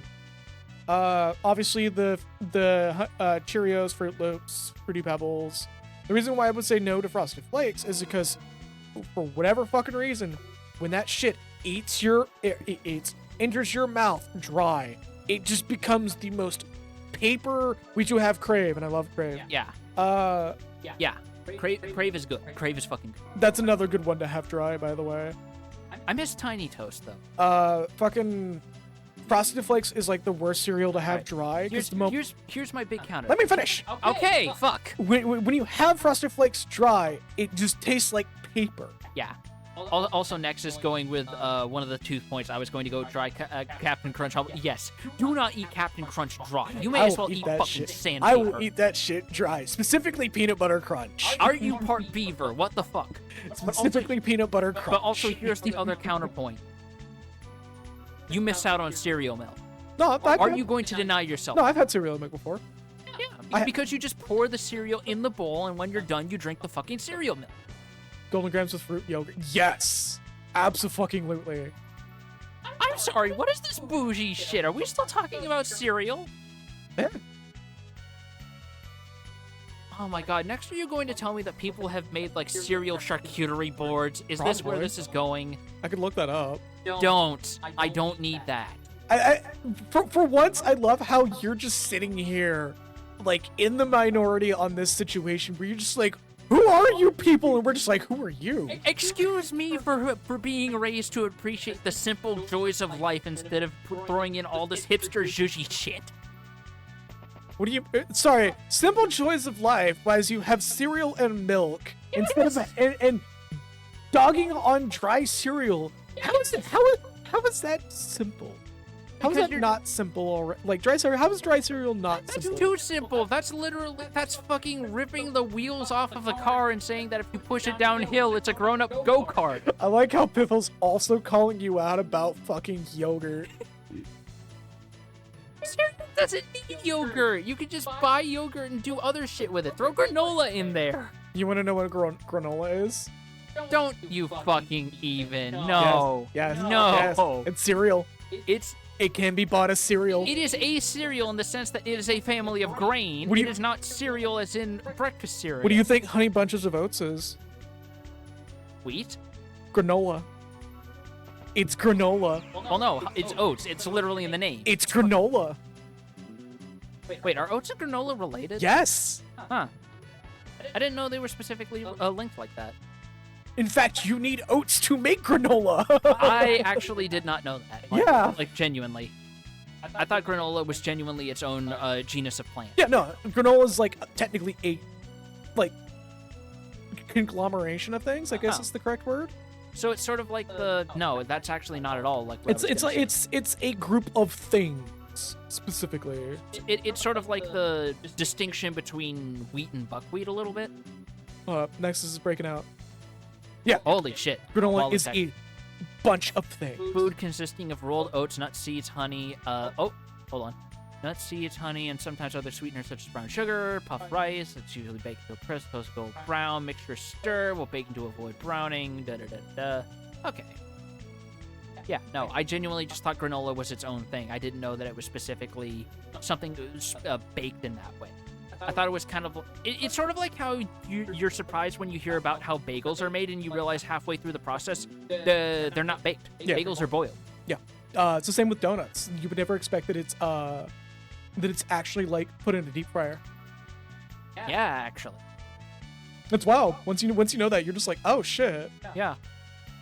You know, I don't think I've ever tried before sour cream donuts. I've heard about them, but It's I never good. tried They're them. fucking good. I've heard so They're many so good fucking things. good. Like, it's a slightly drier texture, but it's fucking incredible. Hey, while we're on a Topic of granola and fucked up things, yeah. Oh yeah, this boy. You have broken one of my masters. You know that flapjacks in Britain are just granola bars? Yeah. What? Yeah. I did not know that, excuse me. I thought that was just another name for a hotcake. I'm just nodding. What? I really wish I had a VTuber avatar so y'all could see just me going, yeah. What the fuck? Why are you judging me like this? I don't know. You're the one who doesn't enjoy dry cereal. Yeah. You're in the minority on this. If I wanted dry cereal, I'd just buy a fucking cereal bar, man. How is this so hard? That's still got milk, though. That's technically not even dry cereal. Well, no, it's not milk. It's like a cream thing, isn't it? The council has spoken. Oh, great. And now you're all going to render unto Caesar that which is Caesar's. Is that how this specific council is going? I mean, we don't have a Caesar around here, but there is still one open. Waiting for you all to pull out the knives and to just pull me aside. I see how this is. All because I wanted to throw some gold over a parapet or three. Hey, Piffle, the moment I get money, I'm gonna buy a little cultist hood for my avatar for this exact moment. Everything else is fucked up. Pancakes are the 6 image result. Everything else is fucked up granola bars. Here, actually, hold up. Before we continue on this, I do want to pull that up. Okay, fine.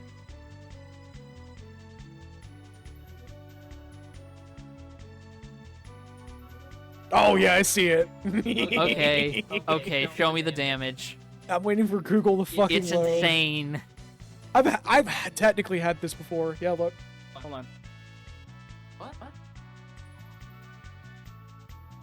Those are just Because the I've looked this up before, and this was tangential to a totally different conversation. It's actually the first result for me. Why does that look like a Whole Foods Rice Krispie treat? You can literally get one of these at Wendy's. I wouldn't be surprised. It's in their breakfast menu. Like those look like fig bars you get from a vending machine. Like I think every time we've ordered Wendy's for breakfast, like I've gotten one of those. They're delicious. They look fucked up, but they're delicious. Yeah, like they literally look like blocks of sawdust. I'm just gonna shake my head because I have relatives who have worked in a lumber yard. I have authority to I'm say not that. arguing. I literally just said you're kind of right. Looks like fucking William Osmond in his fucking sawdust candy bar. Yeah. Oh yeah, by the way, this bitch is here. Yeah, you're enjoying watching me suffer, aren't you, Patrick? Go fuck yourself. Watching the tribulations of humanity unfold in front of you as you sit here letting us buy time for your master. Just Smug bitch. you know, I too also eat dry cereal. Oh, of course you would, you big dumb sack. The trials of the grain. Like, Oh, one fucking yeah. expression. Just the coolant man busted. No, this isn't the set of Family Guy. Get out of here. Aww. You cannot stop me. I just want to play with my toys all day. You know, take an arm off, attach this here. Cross the wires there. Ain't the man, cut the lines. Ain't the man, cut the lines. Oh The god, time I'm done. you're reminding reminding me that I'm going to be playing I think it's We Happy Few pretty What? soon. What? I forgot what the name of the game is for some reason. It's a survival sort of horror game. Oh, isn't that the game where people thought that it was a message about like repressed societies, and one of the writers or some shit went out and said some dumb shit like, no, it's about how people taking antidepressants is denying their emotions, and everyone went, bitch, what? Yeah, I'm still gonna give it a shot, admittedly.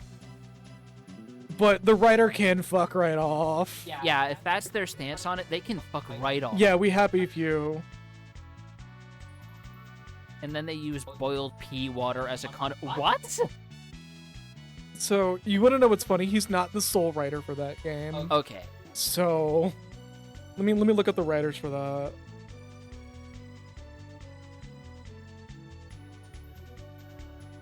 We Happy Few, the game that died and resurrected like 3 or 4 times. Yeah, I think that's the funniest shit ever.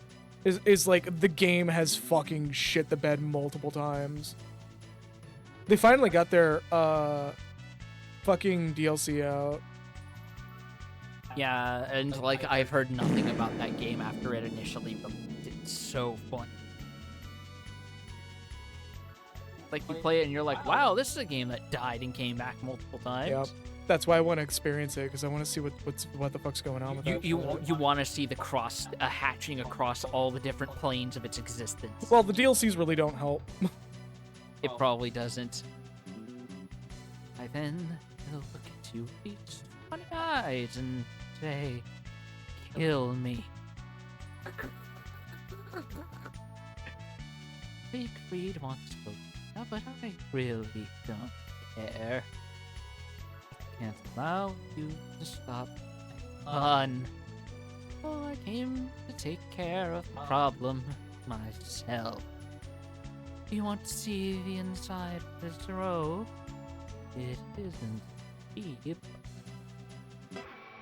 Yeah, it's Alex Epstein and Lisa Hunter Epstein are the And writers. now we get to see what Hazred looks like underneath. Oh, That's he looks all right. a lot.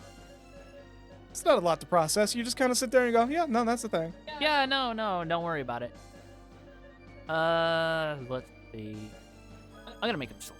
That seems to be the big pro strat here. Also, your spell naming scheme is a fucking nightmare when I was testing shit. What do you mean? I was sitting there going, all right, which one is the one that does damage? Oh, bitch. Beating at my own game. Yeah. Also, if you want to know which is which, just genuinely, hold triangle. Oh, fuck. Yeah. I didn't know that. That's the way I've navigated around this, admittedly. It's like, oh, what do they name this one? What's up, Becky? Welcome. Oh yeah, this is what Hazred looks like under the robe, finally. He just looks like a really weird, fucked up creature. Or a Kirby end boss. Super transmitted Mega Crash. He looks like a whip spider. Do not look that up. Do not look that up. Like You will have nightmares. I would Arachnophobia trigger warning. I would sooner recommend people look up close-ups of isopods than look up those. And isopods are also People just like look it up. They roll. I've already seen that, sadly. They have you seen a whip spider before by chance? Once, and I don't want to see it again. Okay, good. They're not fun to look at. No, they're not. They look like a fucking Hollow Knight boss in the worst way possible. I mean, there's cool things about them, but they're like nightmarish in looks. Yeah, I do want to like sit down and play on my own We Happy Few to see if it's actually streamable. And I also got to figure out a way to make me playing Yakuza Infinite Like a Dragon Infinite Wealth Not like make your setup explode. On stream and off stream as well. Because we said we were gonna stream it and we gotta stream it. No, they're still arachnids. They're not scorpions. That's the whip scorpion, which looks very similar. I just remember a shit post with one that says "me when I fucking get you." Yeah, pretty much. Let's give everyone a little bit of gachimuchi. Yeah, whip scorpions are the ones that are actually like kind of fucking metal visually and like biologically. Gonna have to skip Infinite Wealth when it does get streamed then. Oh yeah, like on the one hand I get it, but on the other hand, from what people are saying about how long that game is, don't worry about it, because if we're going like one stream a week, which is what we plan to, you'll likely outpace us and be able to check in conscience free. Like we're gonna be doing a lot of side content on this game. Because like I've seen like some of the preview images of what they've shown, and one of them continues a side story from Lost Judgment that involves the possibility that aliens are canon to the Like a Dragon's universe. Oh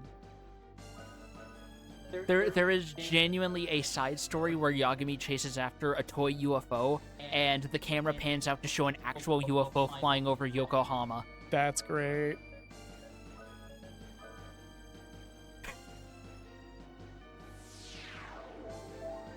Ratina just comes in. Oh god, you're ugly. outpacing isn't going to be the problem. It's playing this series from Kiwami 2 through to Like a Dragon. Oh yeah, you're fair doing enough. what Nexus was doing. Good luck with that. And good luck with playing through Gaiden, by the way, Nexus. Let me know when you hit Chapter 5. I want to see your live reactions to that. So if it helps Pumakam, there's a good chance that like it's gonna be a bit, because I'm gonna play it on my own as well as stream it, but it may or may not happen in parallel.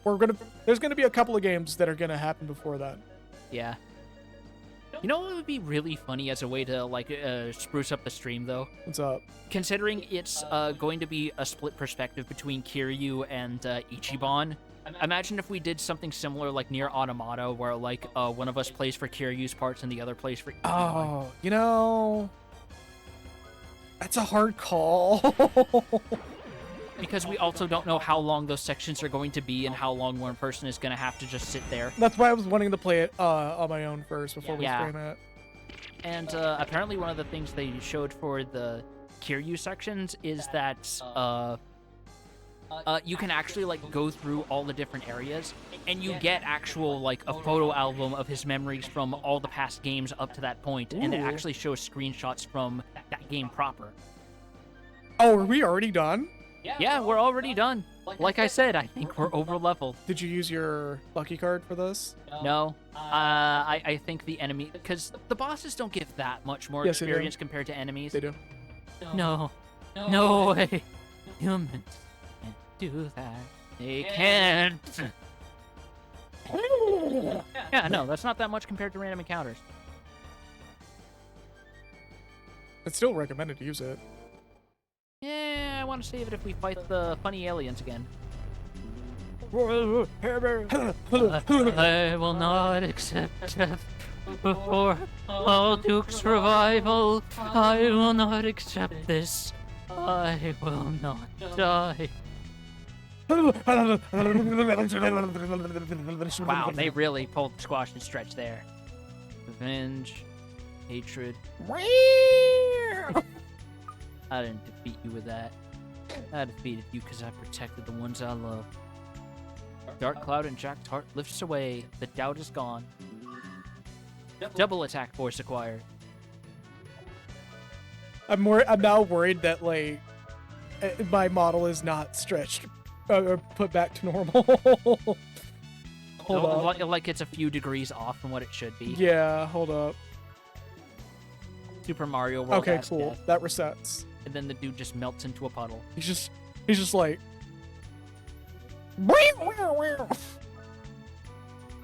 Literally stomping on the Goombas. oh no! Oh, you're upside down now.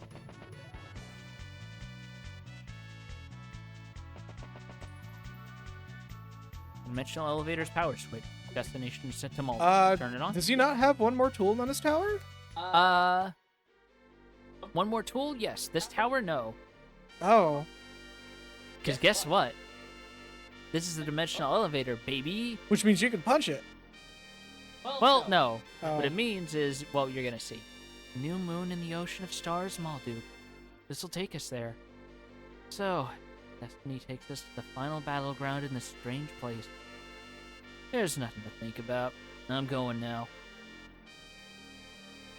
Myself, but for the planet I love. I don't ever want to lose anything again. I want an apple.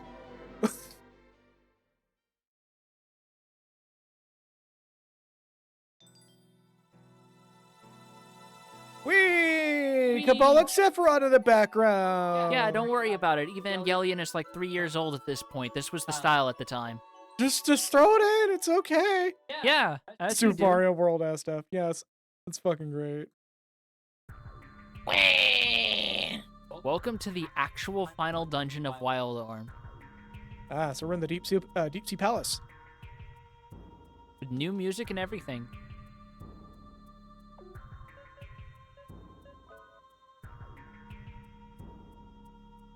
You were not gonna make that. Yeah, I was gonna say you're not gonna make that. You're gonna have to come at that diagonally. No? Right. Thanks for popping in, Piffle. Thank you. Have a good one. You could tell I played a lot of Link to the Past by how quickly I was like, yeah, you're gonna have to hit that diagonally. Yep. Fesselzine. If I remember correctly, these guys actually have a decent odd of dropping secret signs. So if you want to farm these guys, you can really ratchet down the cost of Jack's fast drops. I mean, we're not doing that. We are absolutely not. We're not doing that at all. Because I don't think we want to spend a lot of time just grinding for the super boss shit. I would do that on my personal time, but I don't know if the stream would find that super engaging. I'd literally have to find a way to hand you my Vita TV. Yep. Oh, this dude is immune to the power of the Bible. The Bibble. Alright. You dare defy the word of Jimmy? Alright, in that case, let's do something Cecilia hasn't had to do yet. Let's turn her into a poster.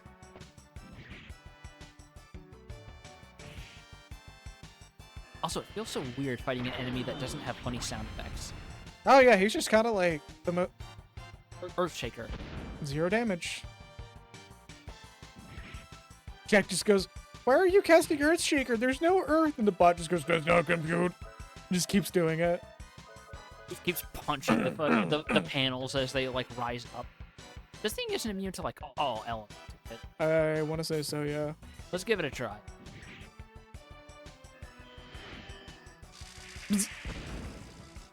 A rapper bug zapper. There we go. Oh, of course the electric one's working. Of course.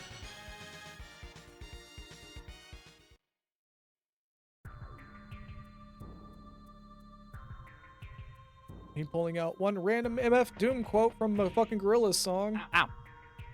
Okay, so not there.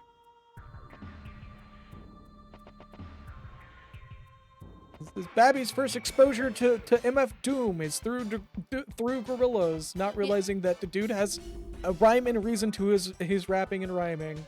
Sarazine. Yeah, it's fine. It's just a recolor. I mean, of all the ways to make a recolor make Rap sense. with the bug zapper. I mean, of all the ways to make a recolor make sense, just do big robots. Of course, they're going to slap a different coat of paint on the upgraded ones. Energy phaser. Pew! Oh, that's not so bad. Powerful blow. Ow! How powerful? Oh, that's pretty powerful, actually. Check this out. Giving them the razzle dazzle. Oh, they hate that. Oh, they hate that. He died though. Yeah, that's right, Link.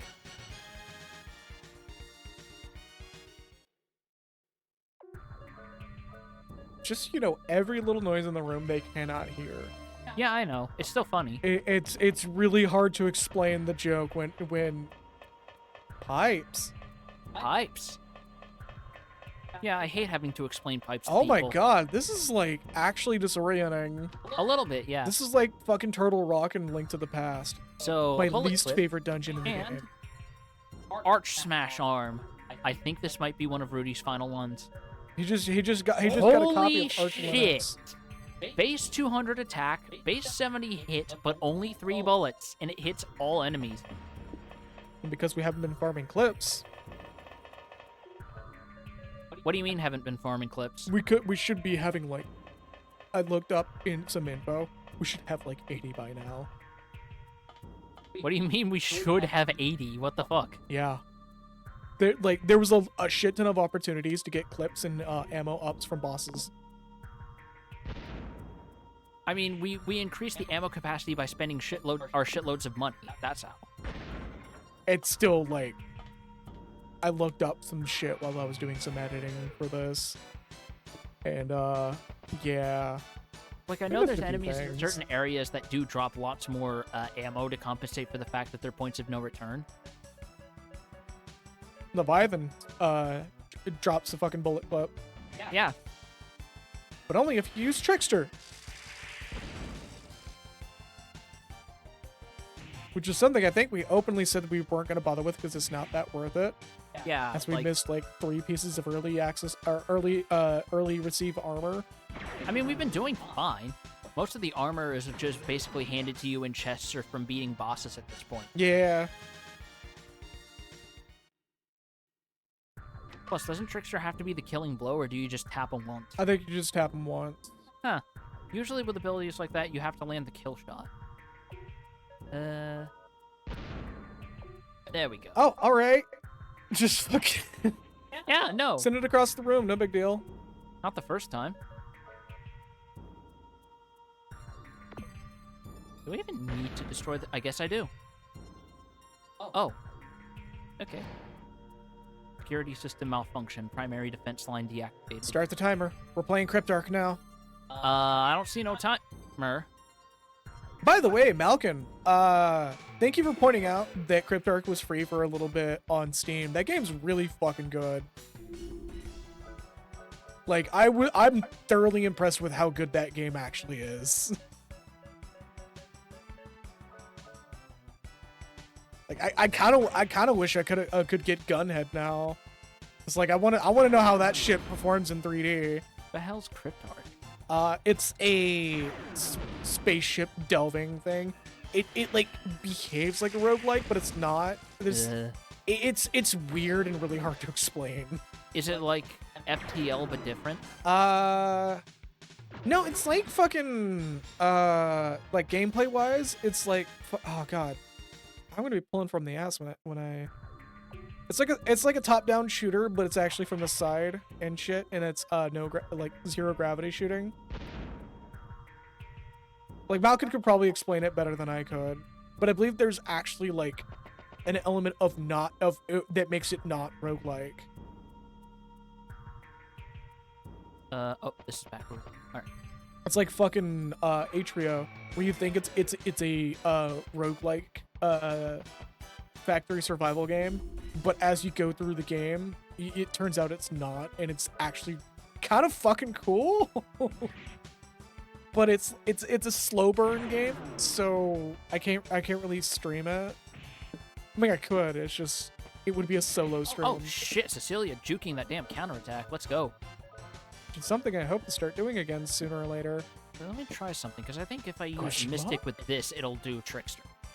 Because I want to test your theory.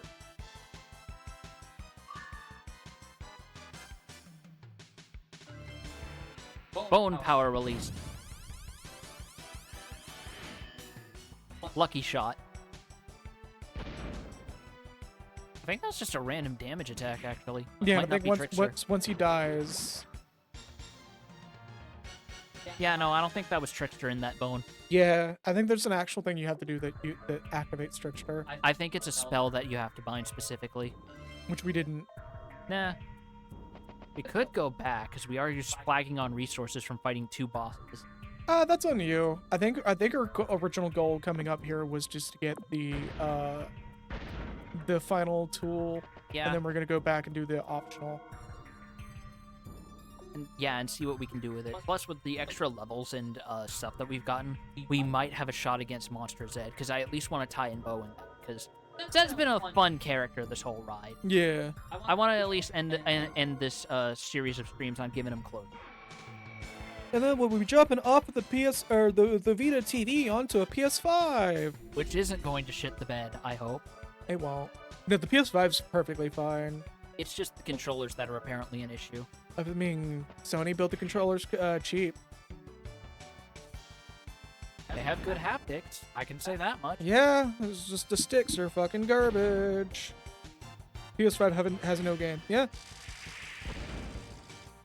I am the bone of my Trickster, insert the rest of the quote but modified.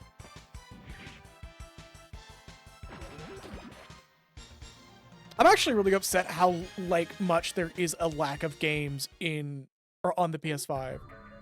Like it's fucking comedic. Because people will sit there and be like, Nintendo has no games, and I'm like, I'm looking at Sony right now, and I'm like, man, that's a content drought right there. Boy, howdy is it. It's like... When's the last time they released a good fucking AAA game? This is literally the version of the PS3 has no games meme that exists in people's head. PS Triple. Oh yeah, we just straight up shut off all of them. Ow, okay. Probably just itched a brain scratch certain people have. I feel like Nintendo would have more time. Put out more time. Or put out. honestly, like, it's a bit unfair to say that Nintendo has the title advantage because Nintendo has the title advantage by a significant margin from And mostly day because- one. Yeah, because they have so many distinct IPs that they get and no one else. Because Microsoft likes to kill their IPs and Sony likes to sell their IPs to other people, Nintendo kind of has the advantage. No, don't worry. Banjo and Kazooie are just off in a farm somewhere with Conker. They're doing fine. They're even sending a photo to remind you of this. Fucking Banjo Kazooie, prisoner of war fucking picture. Yep. That's horrible. Just both of them tied up with like Microsoft execs standing behind them holding Winchesters. They don't understand what the middle finger with the reverse peace sign means. So they're just like, yeah, I think they're just saying peace, but they're really just flipping off the camera Yep. because they're British. Let's also not forget that, like, Microsoft commissioned, I think Insomniac? It was either Insomniac or Naughty Dog for Sunset Overdrive, which was a running joke for me. It was Insomniac. It was Insomniac. It was a running joke for me for the longest time to say that the game never came out. So much to the point that I said it in another server that wasn't in my immediate friend group circle. And everyone's like, what the fuck are you talking about? The game came out, and I'm like, okay, I have to explain this before I continue this on. There was no marketing for that game. And they're like, oh, yeah, no, that's fair. There it is, the final tool, the guitar. Really? The guitar Jack acquired is called the Guitar of Maya. You can call any monsters around you into a fight right away. Okay. This is basically the Lyre of Ire from Dragon Quest 1, 2, and 3. Yep, this is how you power level. Oh, yeah, no, it's incredibly disappointing how little advertisement Hi-Fi Rush got, despite being an amazing game. Thankfully, it seems that word of mouth has helped carry it a lot. Yeah, I mean, word of mouth now compared to word of mouth back then is like day and night. It also helps that it's just such a distinct game. It came out at the beginning of the year, and it caught a lot of people's attention. Maxi, that's literally the joke I was making.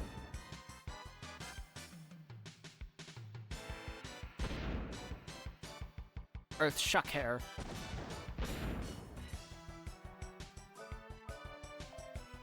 No, you're cool. It's all good. Let's get... Oh, Razzle Dazzle hits everyone, not just groups. Baller. Yeah, it's an AoE. You used it a couple times now. I thought it just only targeted groups. I was thinking of the weaker version. Oh, Jack is not looking good. He's fine. He'll walk it off. Take a look. He's walking it off right now. Yeah, he's walking it off away from these chuckle nuts. He's just gonna play his guitar. Gonna be Johnny Guitar. But yeah, that's what that does. Fucking hate that song. What do you mean you hate that song? So I had really bad RNG with Fallout New Vegas. So every time I would turn on the radio, I would hear Johnny Guitar. Every time? Every single time. Really? Yeah, and I got really burnt out on that song. See, with me, I think everyone has that RNG with that song, but for me, it was not Johnny Guitar, it was Big Eye. Yeah, I would kind of be understand why people would hate Big Iron if they got it too much, even though it's still a banger of a song. It's still a good song. It's just not a I want to hear this literally every time I flip on the radio kind of song. It was either for me. It was either Johnny Guitar or I Got Spurs. I mean, I Got Spurs isn't so bad. Yeah, but like every time you enter the Vegas Strip and you hear it, it's just like, all right. Also, the other thing is, I think the hidden little benefit of that is if it dissuades you to turn the radio off, you realize that the devs hid some very clever Easter eggs of reusing Fallout 1 and 2 music in key locations where it makes sense. Yep. Actually, where I heard a track from actually Wasteland in Fallout New Vegas. There's a track from Wasteland in Fallout New Vegas. Technically, a track in Wasteland is in Fallout New Vegas. I don't remember which came out first, but I mean, Wasteland 1 would have come out way before because Yeah, there's other references to it. I want to say it was a track from Wasteland in Fallout New Vegas. Because there's but- also another reference to Wasteland in the Them's Good Eatin's perk, where Mm-hmm. if you kill organic enemies, there's a chance they'll drop blood sausage and thin red paste, which is a reference to some of the enemy defeated lines from Wasteland 1. Yup. Fucking we have to stream Wasteland. At least one of the games. I don't care which one. Might be Wasteland 2 because that one plays a lot better than 1. I never touched Wasteland 2, so that would be interesting, It- actually. it's fucking good. It's one of my favorite top-down tacticals. Yeah, and then you can just have conniptions over me probably being bad at those because I don't play a lot of top-down tacticals. I'll be in control for that because I've actually beaten Wasteland 2. Fair enough. But fucking yeah, there's a track in Dead Money from Wasteland 1. No, that makes sense that they would play it there of Yep. all places, actually. Because I think it's Sierra Madre. Yes, it is the Sierra Madre. The because Sierra it's in Madre- reference to the film of the same. There's a couple of little areas in there that's a big reference to one of these segments in Wasteland 1. Yeah. And also having the Them's Good Eatin' perk I just Yeah. mentioned makes that whole DLC significantly easier. Okay, next is I have had people tell me that Dead Money is a garbage DLC because they could never get around to beating it. And I'm just like, what are you talking about? The admittedly only good DLCs that don't preach at you is fucking Dead Money and Old World Blues. Old World Blues is hands down the best DLC, and I will throw hands with anyone who says otherwise. It's such a good fucking DLC. Because, like, Honest Hearts isn't bad if you just look at it as, yeah, Josh Sawyer just wanted an excuse to put his favorite national park in the game, and that's fine. And it also gives you the 45 auto pistol, which is my favorite I mean, pistol yeah, to it's a use good in the pistol, but like, fuck the game. fuck. And, fuck oh yeah, the burn man. survivalist rifle is in that DLC. That's another good one, yeah. Because it's the infantry rifle that's chambered with 12.7 millimeter rounds. But honestly, fuck the Burn Man. What do you mean fuck Joshua Graham? I just did not care for him. Really? Yeah, Wow. I just did not care. Actual for him. heresy live on stream. Look, I just had my moment of just like, yeah, I just really didn't care for the guy. Jesus Christ, what is with you people? There's just a lot of things about the dude that just did not sit right with me. It's because he's a Mormon, isn't it?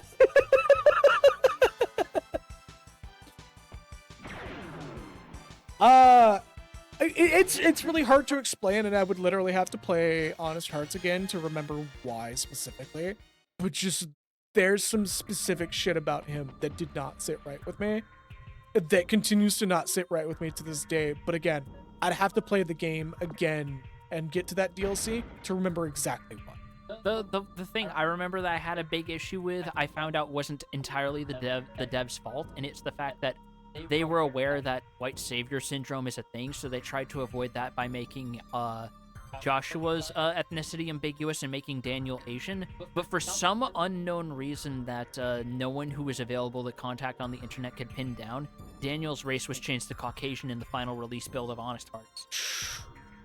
There is a mod that exists on the Nexus for no other reason than to change Daniel back to being Asian for this purpose. Yeah, Ow! that's fine. You got one more. Hold on. I got an idea. It's gonna, Yeah! You're just gonna sacrifice Handpan? What do you mean sacrifice? He's fine. He has an essential NPC tag. Don't worry about it. I don't know if I have to blow these up, but I'm going to anyway, just in case this. Yeah, game no, goes fucking back do it on. anyway. So Covers my ass. Like if you wanted like one of my favorite fucking Yeah, what is one of your favorite Fallout DLC NPCs? Because there's not a lot of NPCs in Fallout New Vegas that I actually What? So like keep in mind the metric that I'm using here is actually like, okay with, neutral, don't like, fuck right off. So you're literally using the actual game's reputation system against it, is what you're saying. I kinda, yeah. Like there's no NPC that I like actively hate, but there's no NPC in the core game that I'm just like, I actually like this guy. With the exception of Eddie, which is not fair. That's the most unfair choice possible because that little fella never stops being good. You're really saying this about the game with a sex bot named Fisto. That is the hill you are dying on here. So here we are. So when it comes to the DLC, it's a really hard choice between the interesting tropes used for Dog and God, and the Dog and God is very good, actually. and the Ghoul Dean, which is a reference yeah, to Dean one Domino. of James Dean's acts. Actually, I think he's a reference to James.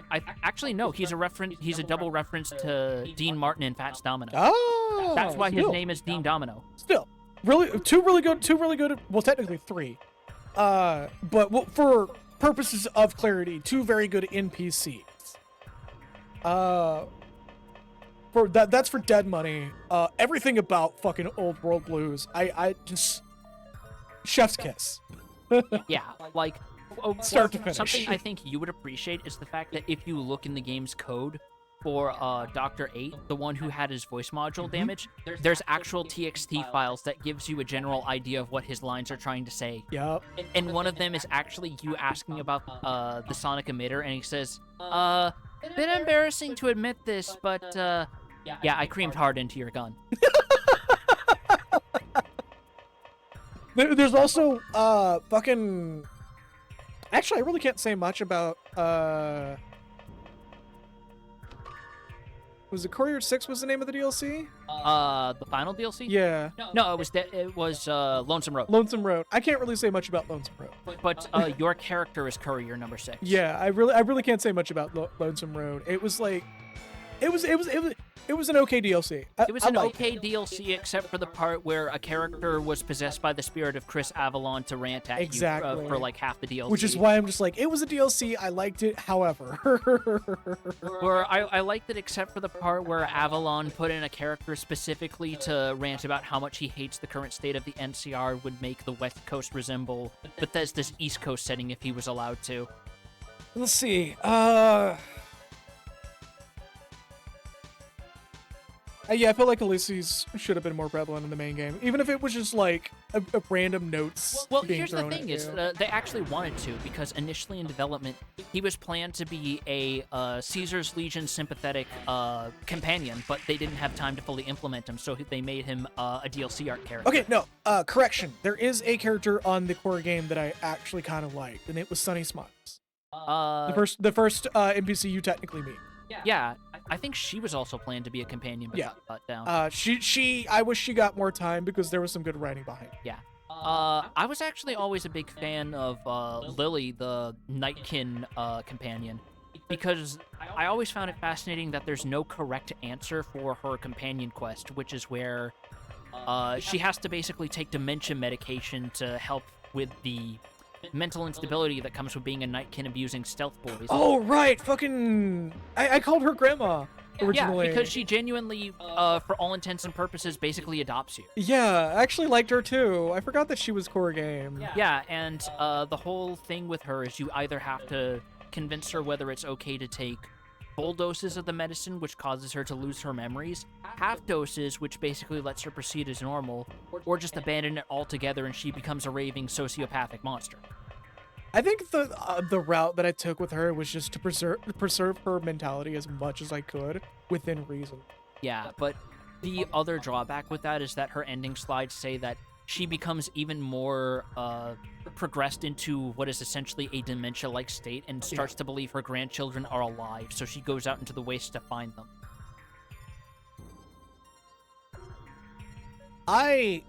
There's a lot of factions in after talking with Piffle about this specifically. There's a lot of factions in Fallout New Vegas that you would really be hard pressed to argue for in general. Yeah, like, and I think even J.E. Sawyer himself said that some of these factions don't exist to be sympathized with, but they do exist to prove a specific point about people's viewpoints. Like, Caesar's Legion, even in his own words as the product manager, are unambiguously fucking awful. But what that awfulness reveals about people is itself fascinating. Anyway, here's another fast draw statue. You seek the limit of your flesh?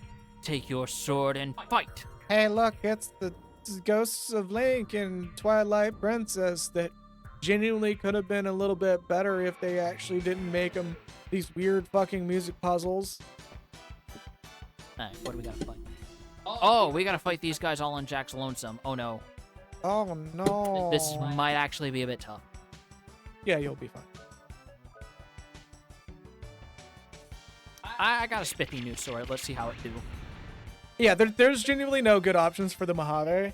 I admittedly, on my final ever playthrough of the game, I did the No Gods or Kings ending. Oh, the Anarchy / Wildcard ending. Yeah, pretty much. It was really fun to do, Yeah. honestly, because like just beating Caesar's Legion, and then seeing the fucking sergeant or the oh yeah, Lee Oliver. Lee Oliver walk up to you and be like, "Good job, asshole," and me just going, "Pow!" and that just ending the game. Oh no! You know what's even better? Have you ever seen what happens if you get to that point and you upgrade the Securitrons? No, I haven't seen the. You can literally tell Yes Man to fling him off the Hoover Dam, and the game zooms the camera out to let you see his body ragdoll off into the canyon. Oh, that's so good. That's so good. I wish And I what's did even that better now. is people have actually clipped that footage, and because they had the pre-order DLC, it actually shows the icon up in the top corner that says, "You take a sip from your trusty Vault 13 canteen." You can also strip him of his Oh, uniform. that's so good. Oh, I feel- Like, I love some of the options that Fallout New Vegas gives you to actually take, and they just work. I kind of want to play Wasteland 3 now. Because Wasteland 3 is like the Fallout New Vegas of the Wasteland series, where there's just a lot of shit going on in that game. The ultimate fast draw technique, and it costs 22 MP for Jack. Oh boy. Alright, now where was I going here? Place the maze. Oh, I wanted to go there. Okay. Yeah, this is literally Turtle Rock for me. I would not be having fun. What, this dungeon? Yeah. I do not care for pipe puzzles in games like this. Oh, so you didn't like Bioshock 1's hacking then? No, that's Pipe Dream. That's something I literally did as a kid. I'm talking like Oh, that's rude. I'm talking like have you played Link to the Past to the Finish? Not recently. So there's a dungeon called Turtle Rock that has a very similar but like automated navigation, so semi-automated navigation, where you have to enter a pipe opening and you just bump through the whole dungeon floor or the whole dungeon room and hoping that you get in the right one. It's like fucking Majora's Mask's water temple. Ooh. With the you picked the right route. Well, if you didn't, you just got to go all the way back to the beginning of the dungeon. Remember when the 3DS re-release tried to add colored pipes to the walls, hoping that would make it better? It made it a Didn't lot make better, it actually.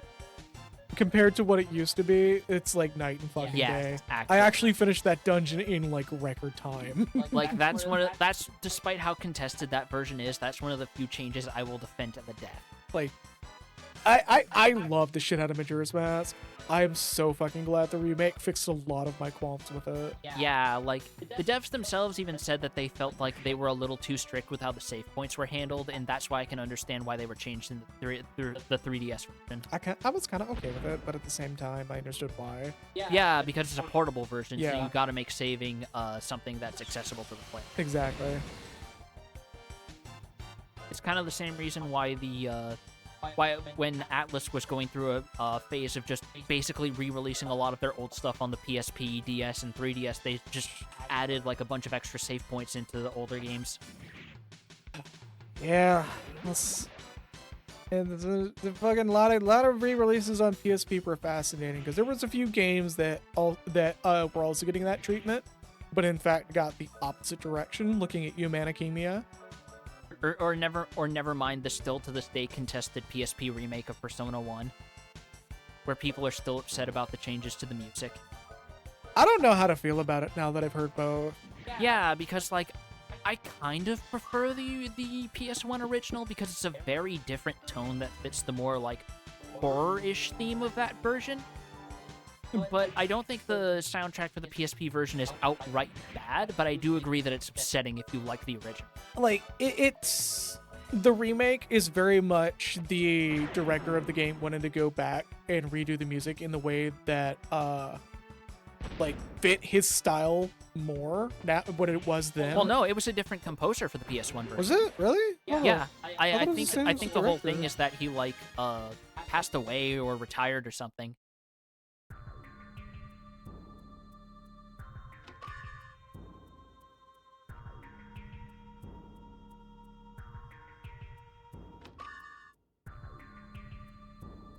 Fucking Shoji Meguro? Did Meguro do the original? Yeah, the big thing about the Persona series was that he was the composer for the original SMT, and they gave him his own game because he wanted just to do his own shit. Huh. He's still alive. He's still active too. I thought it was someone other than Meguro. Is the There is other people involved in the project, but I believe everyone except for Yeah. Hideki Aoki is still active. because it might just be a similar thing where, like how Chrono Trigger is credited to being, the entire soundtrack is credited to Yasunori Mitsuda, but if you look closely at the individual credits, you'll see that Yoko Shimomura and Nobuo Uematsu actually Yeah. helped compose some of the tracks. Like the composer of the Persona 1 remake is Shoji Meguro. Yeah, And that's like just because that has he- his because this is post Persona 3 and 4 Yeah. Meguro, so that has his, so it's immediately obvious it's him. That he wanted to do his fucking new style that he was that he's so fond of. And then Persona 2 Innocent Sin came out, and then we had Hitler removed because you can't kill Hitler in a fucking PSP game, I guess. Well, it was also something with apparently the actual reason is something with modern Sero where they get cagey about depicting actual historical figures. That's fair. It's still funny. Because a lot of people assume that the changes were only in the international versions because, of course, people would be that bitch. No, it was all versions. And I will say credit where it's due. They did do something very clever where they changed all the blatant swastikas into iron crosses. Which still fits into the Yes. situation. It's like, if you're paying attention, you know exactly where this is going. Exactly. Never mind the fact that that the cyborgs and soldiers that you're fighting are still using egregious amounts of German. I believe Persona 2 still wasn't sold in Germany. Like, the SMT series at large is not. It's just a banned game in Germany. Huh. Yeah. That's It's interesting. it's their weird religious depictions policy or some shit. Oh, thank God, another save point. We're able to escape from here, right? I don't know. I am hoping we have a shortcut. Save in a separate slot and find out? Are we okay to save? Yes, we are. Also, like I said, we're getting a lot of levels in here. Like, again, this is clearly a dungeon where they want you to be prepared for the end game. Yeah. Also, I don't know how to feel about him holding a lengthy pointy object called a violator. Anyway. It's fine. We're not playing Saints Row, so it's just a sharp object. Yeah. Oh. You want to activate the transport. Good call on the saving in separate slots. It's a one-way shortcut, I think. Oh, no! Let me check.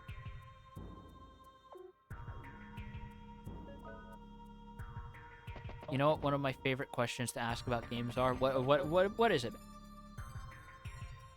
Oh, You know what? I may as well just go all the way back, because we're really flagging on MP right now.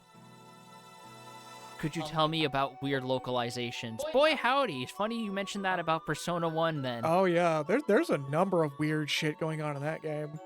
One of my favorite things is when they were changing it, they went out of their way to Americanize it as hard as possible to the point of poor kidsing it. But the thing is, even though they changed the currency from yen to dollars, they forgot to change the actual prices of items you buy in shops accordingly. So everything just feels ridiculously cheap in what's meant to be a dungeon crawler. You disappeared. Oh. I put on deodorant. just to be safe. All right.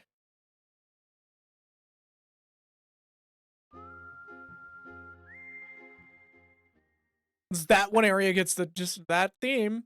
Yep. Because that's where he died. Anyway. Where's the nearest? Probably gonna have to ascend. Yep. Because thankfully, the nearest town is Rosetta Town. Come on. Come on. There we go. I know I could fit it in eventually. What? I'm also gonna work on hand tracking. What's with that face? What's with that No, expression? No, What? no. What? Like trying to park an SUV at a grocery store. Yeah, might Yes. as well. No. Actually, I can probably sell some old hand-me-down equipment. 'Cause this is a game where you only have 3 party members start to finish. You don't need to hold on to shit. Well, except for Cecilia, because it worked with her special ability. Yeah, that game had some interesting choices for outfits. It was like right there alongside, like, it.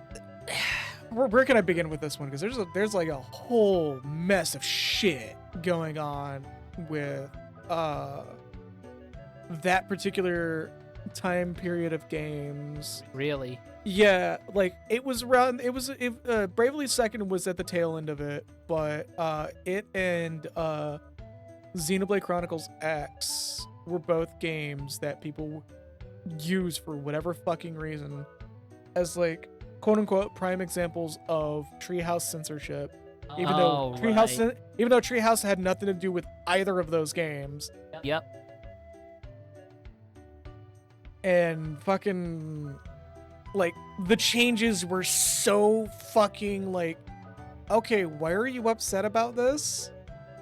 Not to mention the stuff with the gunslinger thing changed. That kind of made sense because that was close to when the Washington Redskins controversy was still fresh in people's minds, so I can understand why they did that. But also we got a cuter outfit anyways. I believe we got just like a borderline Monster Hunter style gunslinger outfit. Well, like some sort of exaggerated cowboy style like that, yeah.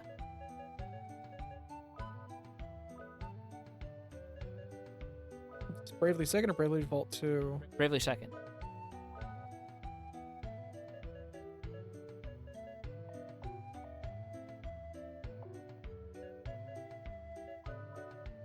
I know another thing that was changed that not a lot of people talked about is how the sub-stories that they did for unlocking the jobs from the original Bravely Default were changed because players didn't like how it felt like they were punished no matter what choices they made for what was essentially there's no wrong option, it's just which job do you want kind of deal. So they changed a lot of the endings to be less harsh on the player as a result in the localized scripts. Yeah, they just gave like an admittedly better design cow person outfit. The one that we would have gotten is like super fucking, yeah. And what's funny is people thought it was a treehouse decision for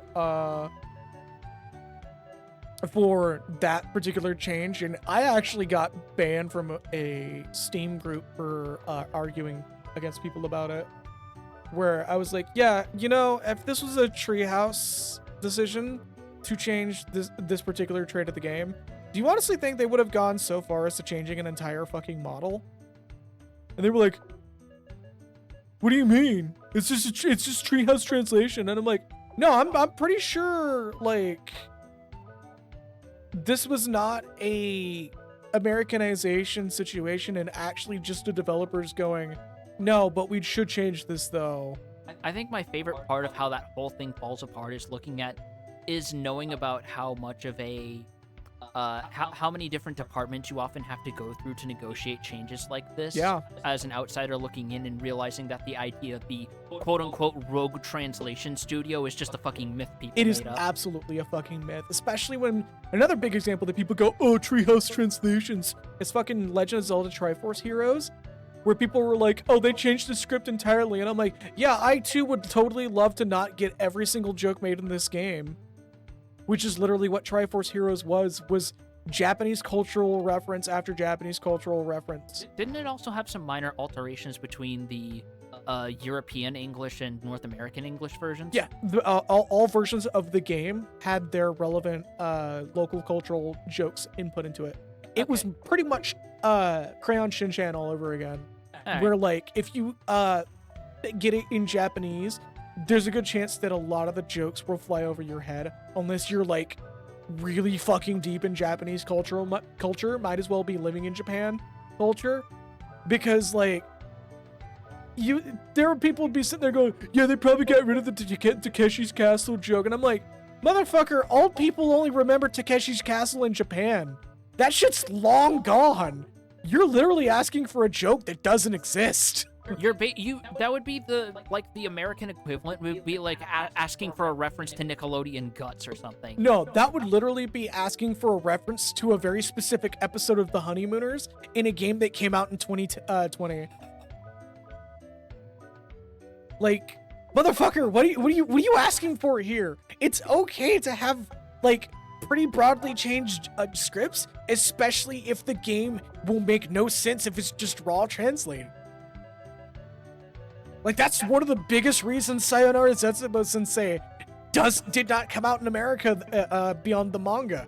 Because the fucking translator notes it's literally a 300-page book per episode.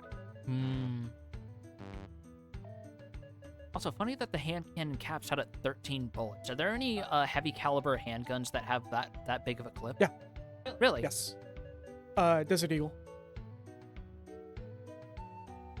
Well, I guess they did their research. Oh wait, no, it's a 15-round clip. Bullet 13 is how many it has present. Yeah, 50 rounds a extended mag Desert Eagle. Huh. Yep. Guess someone knows their guns then. I mean, it's probably just coincidental. It might just be coincidental. Well, no, there's actually a fairly decent gun aficionado scene in Japan because them being so highly regulated means there's an appeal around them. Yep. But yeah, like I will genuinely never talk down the idea of if the script makes no sense in English to Americans, it is perfectly fine to just adjust the script with approval, which again, it has to be approved by the director or representatives, which is how it's always been. Yeah. Because you cannot make those changes in a bubble. That's why these localization departments are often, especially in early days back when companies were still smaller, internal affair. You could literally just basically call someone up or make a flight to Japan, and you had to present them to them. Woolsey. Yeah, I was about to say Ted Woolseyisms. Yeah, Ted Woolsey, despite what people might think about him, he still had to present his script to representatives in Tokyo to get them approved before they were put in the final shipped version of the game. He wasn't just throwing shit in there for the sake of it. Not only that, but the raw amount of accidentally correct that he did is still pretty fun. Yeah. The fact that it went from mustard, mayo, and ketchup to fucking you mean Magus' Minions. Minions. Yeah. It was ketchup, soy sauce, and mayonnaise. That's what it was. There we go. Ketchup, soy sauce, and mayonnaise, and ended up being slash flea and Aussie. Yeah, even though nowadays they would probably have kept that because more people would recognize, oh, they're Toriyama designs. Of course they would have food pun names. Well, so what's even funnier is I believe the specific choice was approved by Toriyama himself. Really? Yes. No, I could believe that actually. Because I believe there is also a hard rock musician that also goes by Magus. So it's an incidental, hold up, we're still playing into this. No, though. actually, I think I know what it is. There's a hard rock character in Chrono Cross who goes by Slash. Yep. But because there's already a Slash in Chrono Trigger, the English version changed his name to Nikki. Yup. Still sticks to that trend though. Kinda does, yeah. Because Nikki 6. Yeah. Also, he's one of the worst fucking characters in the game. I've played the games that don't change jokes or how communities are presented, and it does make it very difficult. See AI, the Somnium Files. Yeah. Yeah, Or- actually, that's a very good example. Another good example is the original release version of Yakuza 5 because you have to do one of those Boku and Tsukome routines, but the timing is based entirely on understanding the flow of Japanese language, which not every person who speaks English is going to get. So you literally had to look up a guide to do well for that minigame. You want to know another? I thought we were gonna do the optional since we have the final. Oh yeah, actually, we We may should as do well that. because we have the guitar now, and also we got a bunch of extra levels. Yeah. Let's take another crack at Zed, actually. So, another one that's like a very, very, very well known. Oh fuck, this makes no sense in English. Is 9 doors, 9 hours, 9 persons. Which I think is by the same person as AI, or one of them. Yeah, it's the Last Virtue saga, which is the same director. It like that game had a few bits in there that made the game pretty much impossible to play because you had to understand how literally within the past 2 years, Japanese cultural thing, Oh my god. which is the sitting storyteller trope. Yeah, like sometimes you just gotta explain shit. I forgot what it's called, but there's a Shonen Jump manga that's Yeah. still running. That's really good, by the way. That goes into detail about that. Another example of this is there was a, I think there was a puzzle in the first Persona Q based on Japanese or something that wouldn't have made sense. So the localization team had to come up with an entirely new set of hints that was based on basic algebra. It was, Rakugoka. There's a bit in 999 that involves Rakugoka, I believe. One of the Last Virtue games has that, and that only recently started making its way back or making its way over to America in more than just a this one dude who's really into Japanese culture sort of sense. Like, imagine having to figure out how. Imagine magicians coming out of the spell circles that meow when you hit them. Imagine having to solve a puzzle. That got her a level up? What? Fuck it. Imagine having to solve a puzzle involving a dude who's supposed to be afraid of Dongo but isn't, and not understanding why that's significant to the story. Yeah. Like, we're talking like, you have to do your research level. Oh hey. Yeah, we're doing this. Don't worry, we've seen this already, so I'm kind of skipping through. Hello again. We're going to fight Monster Man. I wish we could just queue up like his theme on another tab, but it would just overlap with the battle music anyway. It wouldn't be the same. It's time to settle the fuck up. And I'm gonna stop that joke right there, because the full joke has a word that I am not allowed to say. Oh. Is it the friend word? It is the friend word that it is the gamer word actually, Oh. but with an A. Oh. I mean, Xavier, I believe, is canonically not white, but the joke is very much. I mean, he's also canonically not human. Yeah. It's a bit, but also like it's this weird white face reversal thing. Xavier Renegade Angel had a lot of weird bits. It had a lot going for it. I was reminded of the episode where Xavier realized that eating bacon takes exactly 3 minutes off your life and smoking a cigarette takes 9 minutes. So he started chain smoking and eating whole plates of bacon to go backwards in time. Wow. But yeah, That show is like peak Adult Swim surreal comedy. it really was. But yeah, the argument for just raw translate it is like, I will never stand 100% for. There are cases where it's like, yeah, you probably should, but when it comes down to, hey, I need this entire fucking novel of translator notes Yeah, to like, understand this one particular joke. there's a difference between wanting something more accurately translated and just being a cultural fetishist who believes that any sort of outside interference taints it. Because it's like, at that point, the only way you're getting a quote-unquote pure experience is learning the language and experiencing it in that language native. Yeah, don't worry about it. And the thing that really chaps my hide is it's almost always with Japanese media. It's never, oh, the best way to watch Persepolis is to watch it in French and not English. Even though there is an argument to be made there, because it is about an Iranian girl who was forced to live in Paris for a while. Oh, you want to know what's really funny? Tangentially, fucking the second from the second series onward of Sayonara Zetsubo Sensei, the director realized that there's a fan translation audience for the series, so he started changing the jokes to be more palatable by Americans.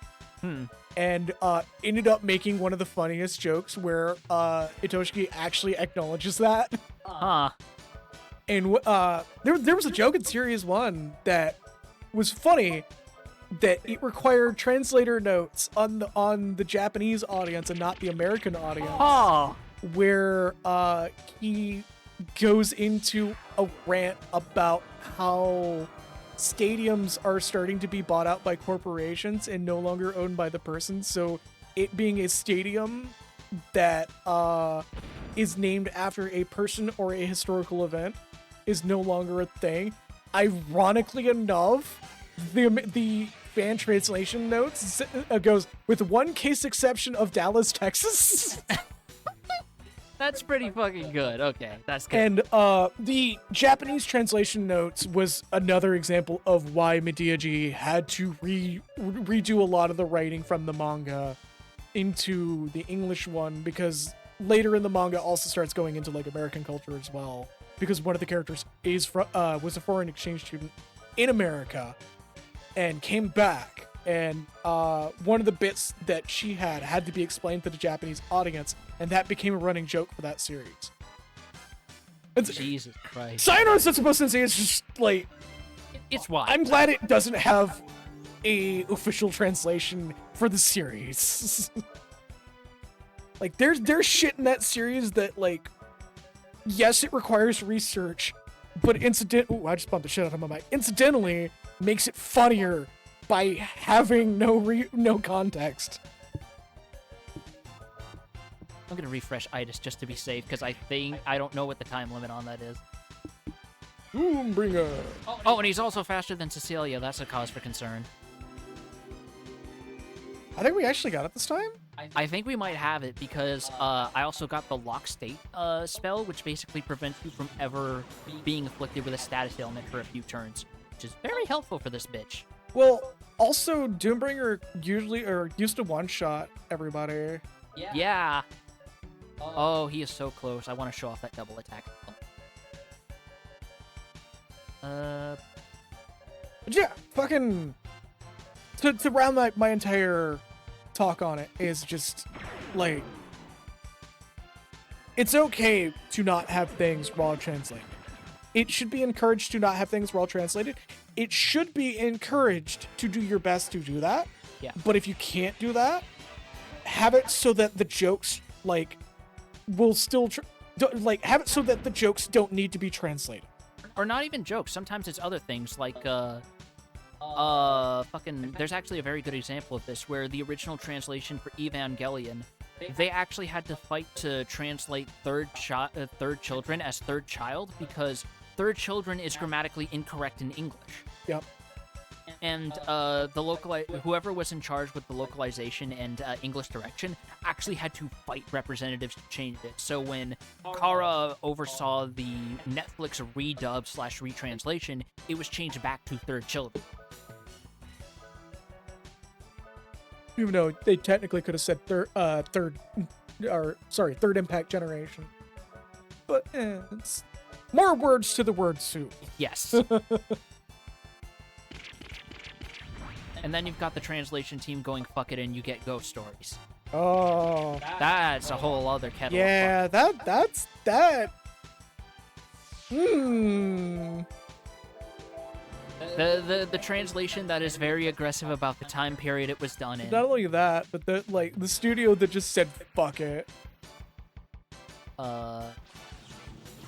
Oh yeah, that also we keep going on so many fucking tangents right now. I mean, we're in the middle of an optional boss We are. fight. But another thing that reminded me of is one of the things one of the very many cool things Discotech got the rights to put out recently. They got the rights to the original 1997 Berserk series. They're putting it on Blu-ray. Oh, sick. And it is going to include the bloopers and outtakes. Oh, so we get to have a second run of my love for you. is like a truck.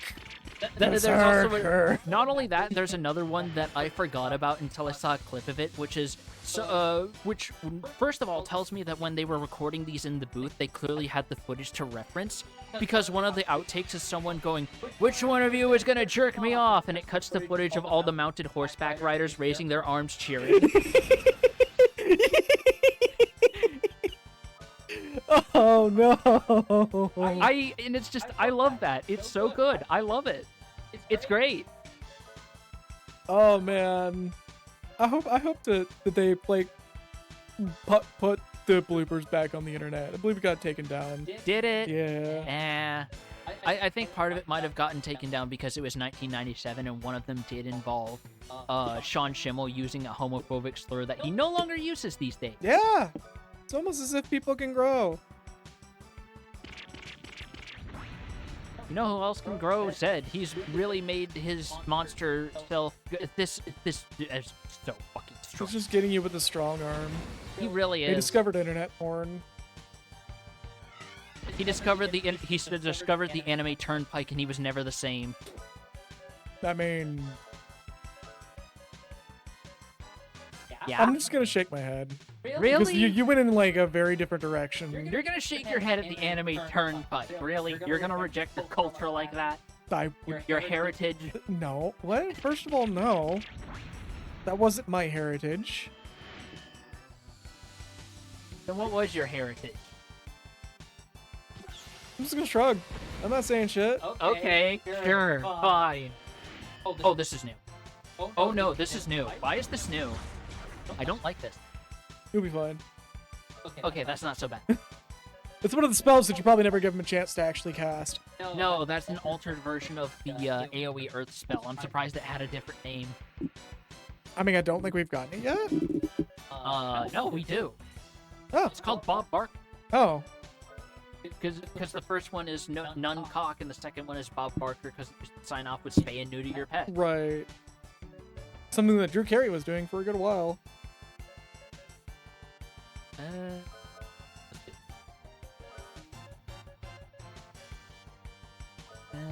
Bang.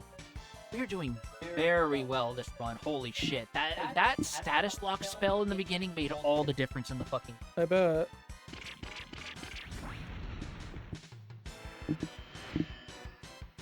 I'm pretty sure he's also genuinely tougher than the final boss, which is extremely funny to me.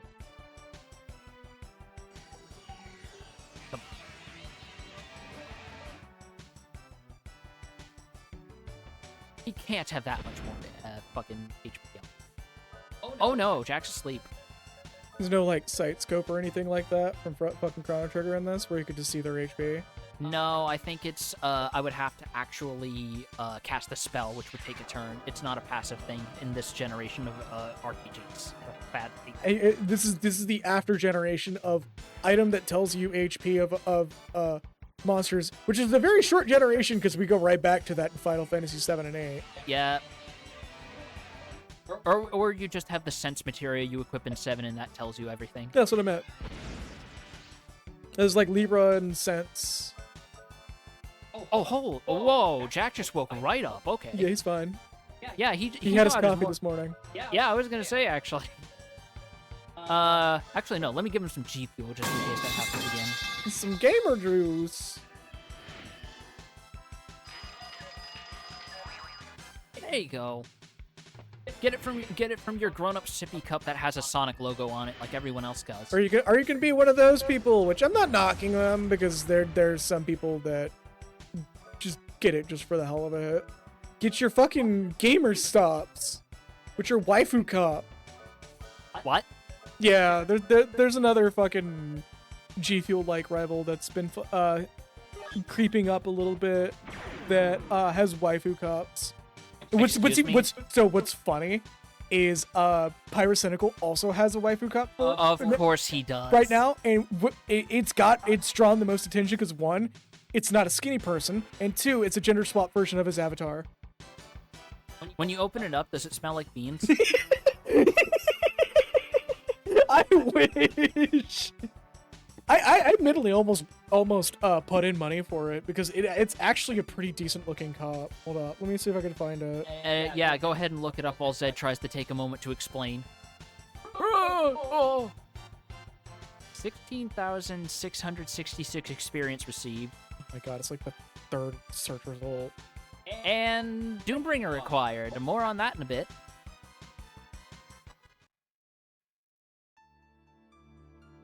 You want me to read this while you're looking that up? Nah, I gotta pull up.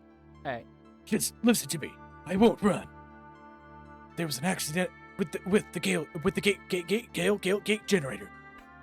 I was caught in it and ended up here in this town. This town, the only town with no other humans in it. This town right here. The town that we are currently in that has no other humans. This town with two statues of angels reading books. Huh. I always thought they were holding dagger from a certain angle. Nope, they're just reading books. Genuinely, as a kid, I thought they were holding, like, ceremonial daggers. I mean, I can see where that comes from, but it literally looks like they're reading books. Yeah, it does. I think that's what it actually is, because if you look closer, you can see the pixels for the spine. Yep. I didn't know what was happening. There were monsters everywhere. I saw this woman. I told her to keep quiet or I will kill her. I told her to keep quiet. I'm sorry. I know that's an I told easy her typo to. everyone makes, but... I told her to keep quiet. She was calm and quiet. Quiet. You're quiet. Sorry, calm and quiet. I hate the fact that these typos work in character for this dumbass. They really do. That's the best / worst part. Later, I found out that she was blind.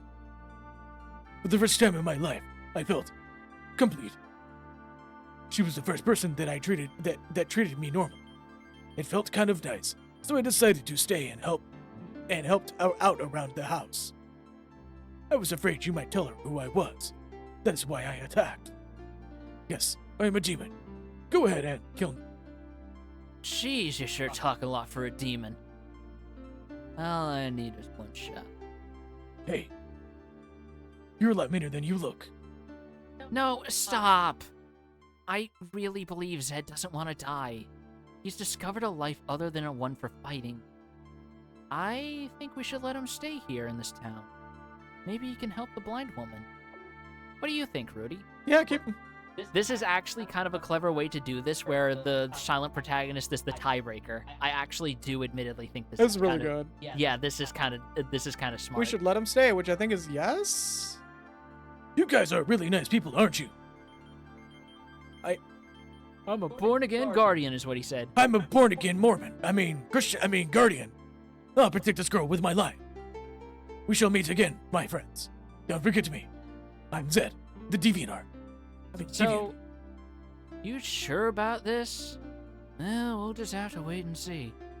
So in Alter Code F, after this fight, if you say yes and spare him, Zed actually becomes a party member. Ah, nice. He is the only character who can compete with Jack for attack, and all his other stats are mediocre to bad, and his look stat is locked at worst. In this version of the game, however, we steal his Doombringer sword, which is slightly stronger than the Violator, but if we equip it, it locks our luck to worst. Oh no. Which means fewer critical hits and worse odds of running away from fights. But really high damage. Yes. Okay, so you see, here's the normal cups they sell, the normal waifu cups. Your typical like hyper skinny anime girl thing. One that has like a decent amount of cleavage there, because of course you're gonna have one of those. And then you have the one Pyrocynical got in. Oh. Okay. Sure. Like, what's funny is everybody was like, wait, what? And he's like, yeah, fuck you. I believe it's also the only one without a backside. See, the only thing is, I can't say this is the best thing I've seen because I'm remembering that Proton John actually did a charity stream dressed in drag as Rosalina. Mm-hmm. And it's like, that tops this, unfortunately. Look, I can't hate because, again, what's even funnier is there was people are now also pitching the XL concept. So, yeah. Yeah. And what's even funnier is Pyrocynical probably has seen that. He probably has. Because he is a deviant like us. He just probably has his likes disabled at this point, so people can't harass him over it, which I can't wholly blame him for, to be fair. From what I've seen, he just does not give people a fucking inch. Really? Like he does. He's just like, no, fuck you. You know what? That's fair. I don't know if there's any controversies about him for the record, because I know that if there is, that's gonna bite me in the ass. I don't know if there's any about him. I just know I've heard some people say, yeah, he seems like kind of a dick, but that's about all it goes to. Yeah. It's just not vibing with his particular style, which feels like peanuts compared to what's gone on in the past couple of years. He's definitely no Leafy, that's for fucking sure. Yeah. Who is still trying to come back on YouTube before being promptly banned over and over again. Trying is the operative word, since this is the first I've heard of it. Oh, fucking, he's been doing it for a while. Dude is like the most alt-right cope mechanism. The option legend? Do we want to do the option? Yeah! Alright, you sure? Yeah. Hold on, let me check something. Okay, we have another duplicator, so we can do it. Is there anything cool with the option legend? A couple of things. Then yeah, why not? Let me just bump up our luck a little bit, so if we have to run, it'll be easier. Thank God I bought all those flowers at the festival, by the way. Oh yeah, fucking, I just, like, that clicked in my head. It's like, oh right, he's recovering from a stat drop there. Technically not a stat drop, because it's random every level up. I mean, I consider that a stat drop. Fair enough. It's just one of those occasions where I'm not too fond of luck actually being a stat. The only time I'm fond of it is when it's Item drops. Yeah, which is exactly how Star Ocean 2 handles it in all its release versions. Or more topically for me, the fast way of getting as many shards as possible in Bloodstain. Oh yeah. Like, God, it feels like boosting your luck actually makes such a difference compared to Arya, compared to like Dawn and Arya Star. I'm like, yeah, if you boost your luck by 20 points, it makes a 0.016% drop rate improvement. So, fun fact, I'm actually really mad that to myself retroactively for not taking advantage of my luck stat to shorten a 5-hour grind for the Iron Giant soul. Hey, guess what? Remember when I was talking about how cooking meals makes such a big difference, and Yeah. I'm glad that it exists? Guess what? That helps. Guess what? That helps. Yeah. And yeah, there's some games that. Oh yeah, you forgot to do the blah blah blah. No, wait, we gotta- because I wanted to test your theory that if I do it this way, where I'm standing directly on top, it improves the odds. I'm gonna laugh if you just do it now and it just 100%s that shit. Alright. Also, the fucking Gaussian blur on that was going fucking nuts. It sure was. Bam, bam, bam, bam, bam. This TV will work eventually if I hit it, just like no, in the Grandpa, TV shows. no! No, Grandpa, no! Alright, let's see. It's the only thing in this room that has a different animation for it. No. Like, it's genuinely the only thing with a different animation. So we can just keep trying it on there. Yeah. But otherwise, there's like... Otherwise, it seems like it is true that it might just be a random chance whenever you hit close to the base. Yeah. I think it's weird when games have level ups that decrease your stat. Oh, Becky, don't get me started on the original release version of Final Fantasy IV. Hold up, what's the name of this dungeon that we're going into? The Abyss. Fucking slowly? Can you say that slowly for me? The Abyss. The Abyss Walled.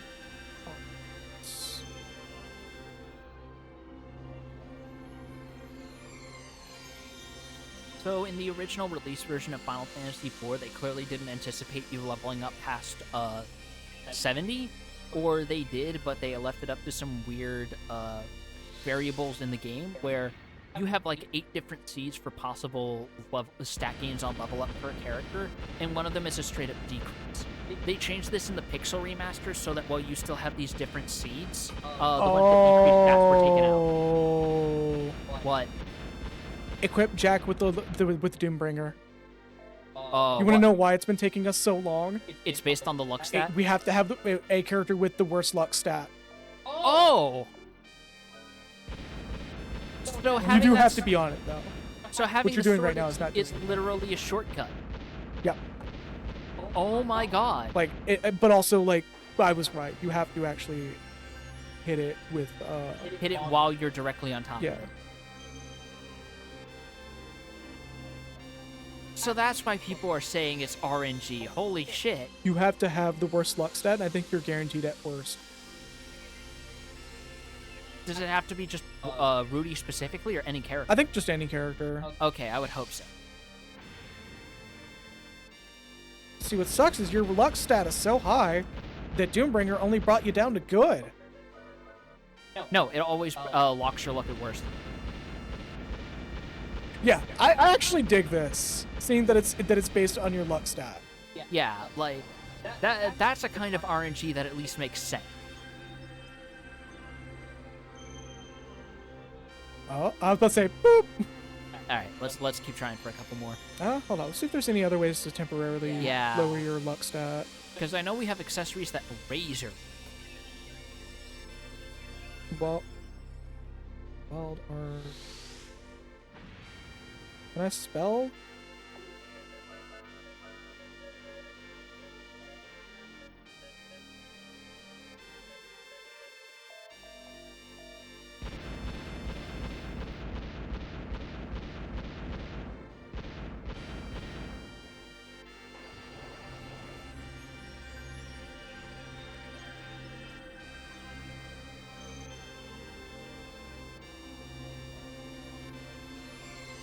No.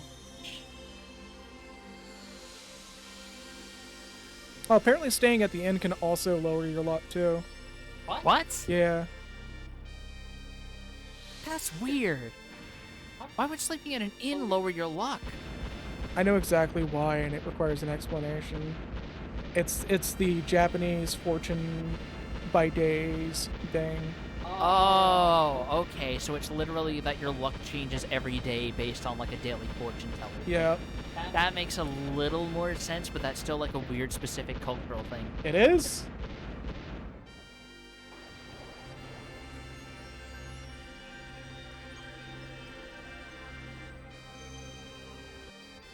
Hey, we got it! They got it much quicker now, didn't we?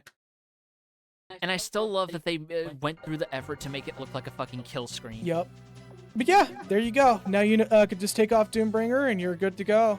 Yeah, because it's only a 20 attack difference, and Jack is almost at 990. Pretty sure it's the cat. Yep.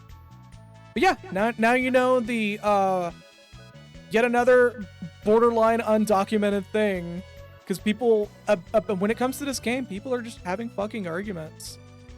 There's still so many unsolved mysteries about it. It looks. Yeah, this is one of those games that like a speedrunner is probably gonna come across my fucking update, my little input, and go, oh shit, that makes this version viable for fucking speedrunning. Probably. What do these levers even do? Like, genuinely, what do these levers even do? Good question. I hope to God it's not something that's way away from her. Also, we must be really high level for this place, because while that spell was up, we had 0 encounters. I think so, yeah. I mean, we'll find out when we actually fight something. Whatever the fuck. Oh, yeah, I forgot about this guy. I was like, whatever the fuck this guy is. Like, no, this is literally hair metal France. Yeah, the glam rocker French Villahan. Don't worry about it. Those are just perfectly normal here. With this pre-revolution French flag. Yeah, okay, we're over leveled for this. No, skills that just do status ailments don't do damage. Oh, okay. But it's only a difference of like 5 or 6 levels since we were last here. Let's check. Bibble study. Oh yeah, no, that's like 50% more damage than last time. We might be over leveled. Oh yeah, is there a save in this area? I think it was towards the beginning, but I did save before coming in. Okay. We opportunity presents, since it is about time. Do a save, and we'll wrap up. And we'll start this next stream. Fair enough. No, I thought those were bombable walls.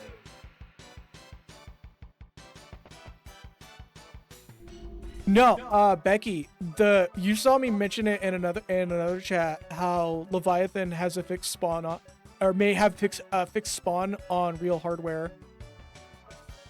where instead of what's funny is it's only specifically coming from south to north. Huh. You go over it going Oh from north yeah, to that's south. right. Because I was sailing from the ship graveyard.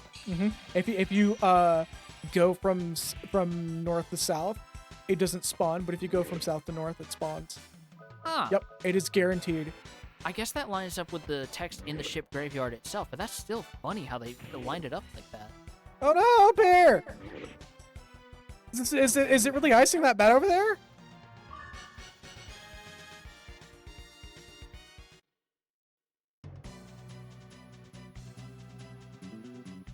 Also, welcome. Oh, welcome. Pathway is fucked, bro. Oh, jeez. Parkway is fuck. That fucking hell, that's gonna suck for fucking a number of people actually. Big fish. Oh yeah, big boy. Big boy. Big fish. Big boy. It's like bump, bump, bump. Oh, first try. We actually got it. Trump card. You activated my trump card. That's a pretty decent name for an ultimate skill. It is. Poisson. Oh, poison. Okay. I thought it was just a weird fish. We're gonna mute for a minute, so if you want to hold off for a second. Sure.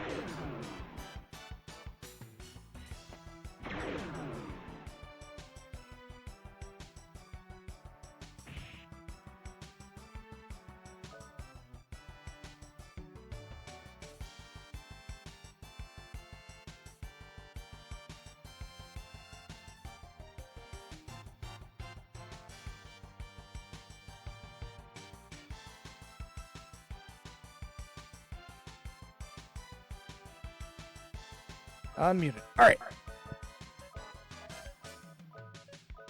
It's probably 6 inches or so on the ground. Fuck. Jesus. Aren't we supposed to get snow tonight? Potentially.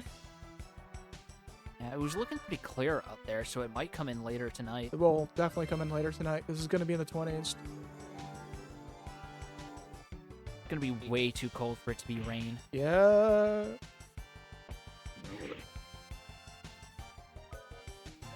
Yeah, I mean, we I don't know for sure if it's like dependent on hardware, because me and Mims also talked this over, and it's possible, it's possible that it could just be one of those weird quirks that depends on the platform it's played on. And I feel like it's like just a genuine hardware sort of thing, because this is as close to the actual like console version we're gonna get. Yeah. So far as to being like having the weird PlayStation 1 lag outs, which I do remember happening quite a bit in Final Fantasy VIII back in the day.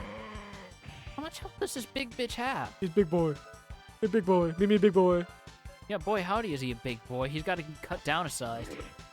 Turn him into some nice sashimi platters. There we go. He's over here like Mimi big boy. A lot of experience, actually.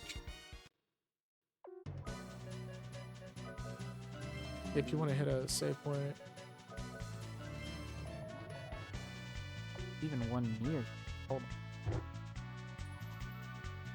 Iron Maiden. Oh, this is new. Empty. Empty. And it closes it. I hate that so fucking much. There he is, the one known as the most evil, the king of monsters. If you have faith in your ability, then go forth and wander the underworld of true darkness. Alright. Okay. Save though. I think I would have to go all the way back to the beginning? Let's see. Oh yeah, these boys. Bunga and Bunga. Yeah, Joe and Mac. Let's see if I can run. Yes, I can. Okay, good. That is exactly Yes. why I was happy to boost luck. Yesterday's stream was fucking hilarious. We had it in Parnash's game. I had like the worst my snow now begins villain arc. Yeah. Fucking yesterday's stream we had a really bad runaway luck in Parnash's game. Yeah, I saw that. That's why I made the joke in chat about how He should add an update specifically for your build that does nothing other than give enemies a chance of just pulling out a Browning. God. Bonk. Bonk.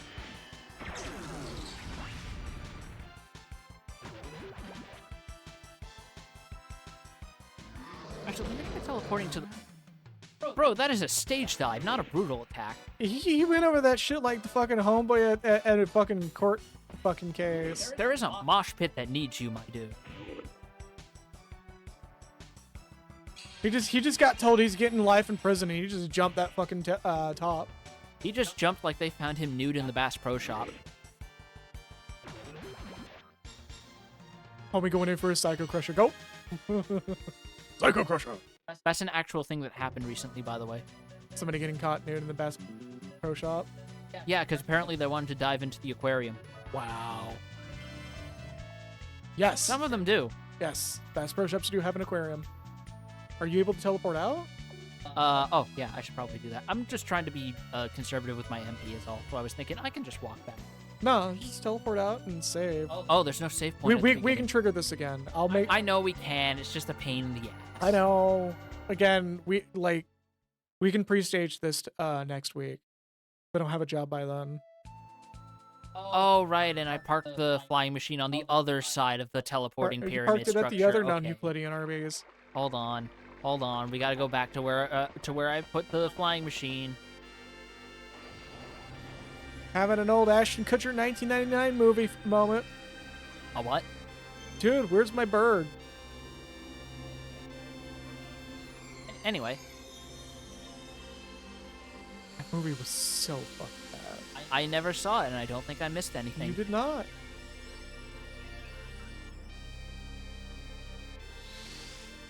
Well, also, I would have been literally like 5 years old back then. I would have been more fussed over my toys. It's literally it is the epitome, it's like the prime example of boner comedy. Oh, yeah, because those were all over the place in the 90s and late aughts. I forgot. Yeah.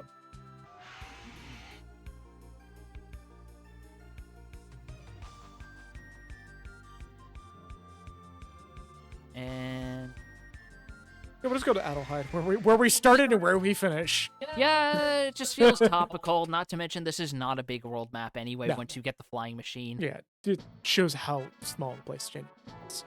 This was the company's first RPG. I don't mean this insultingly, but genuinely, Final Fantasy VI's world map felt bigger compared to this. We're good to go. All right, that's a stream. We are going to wrap here.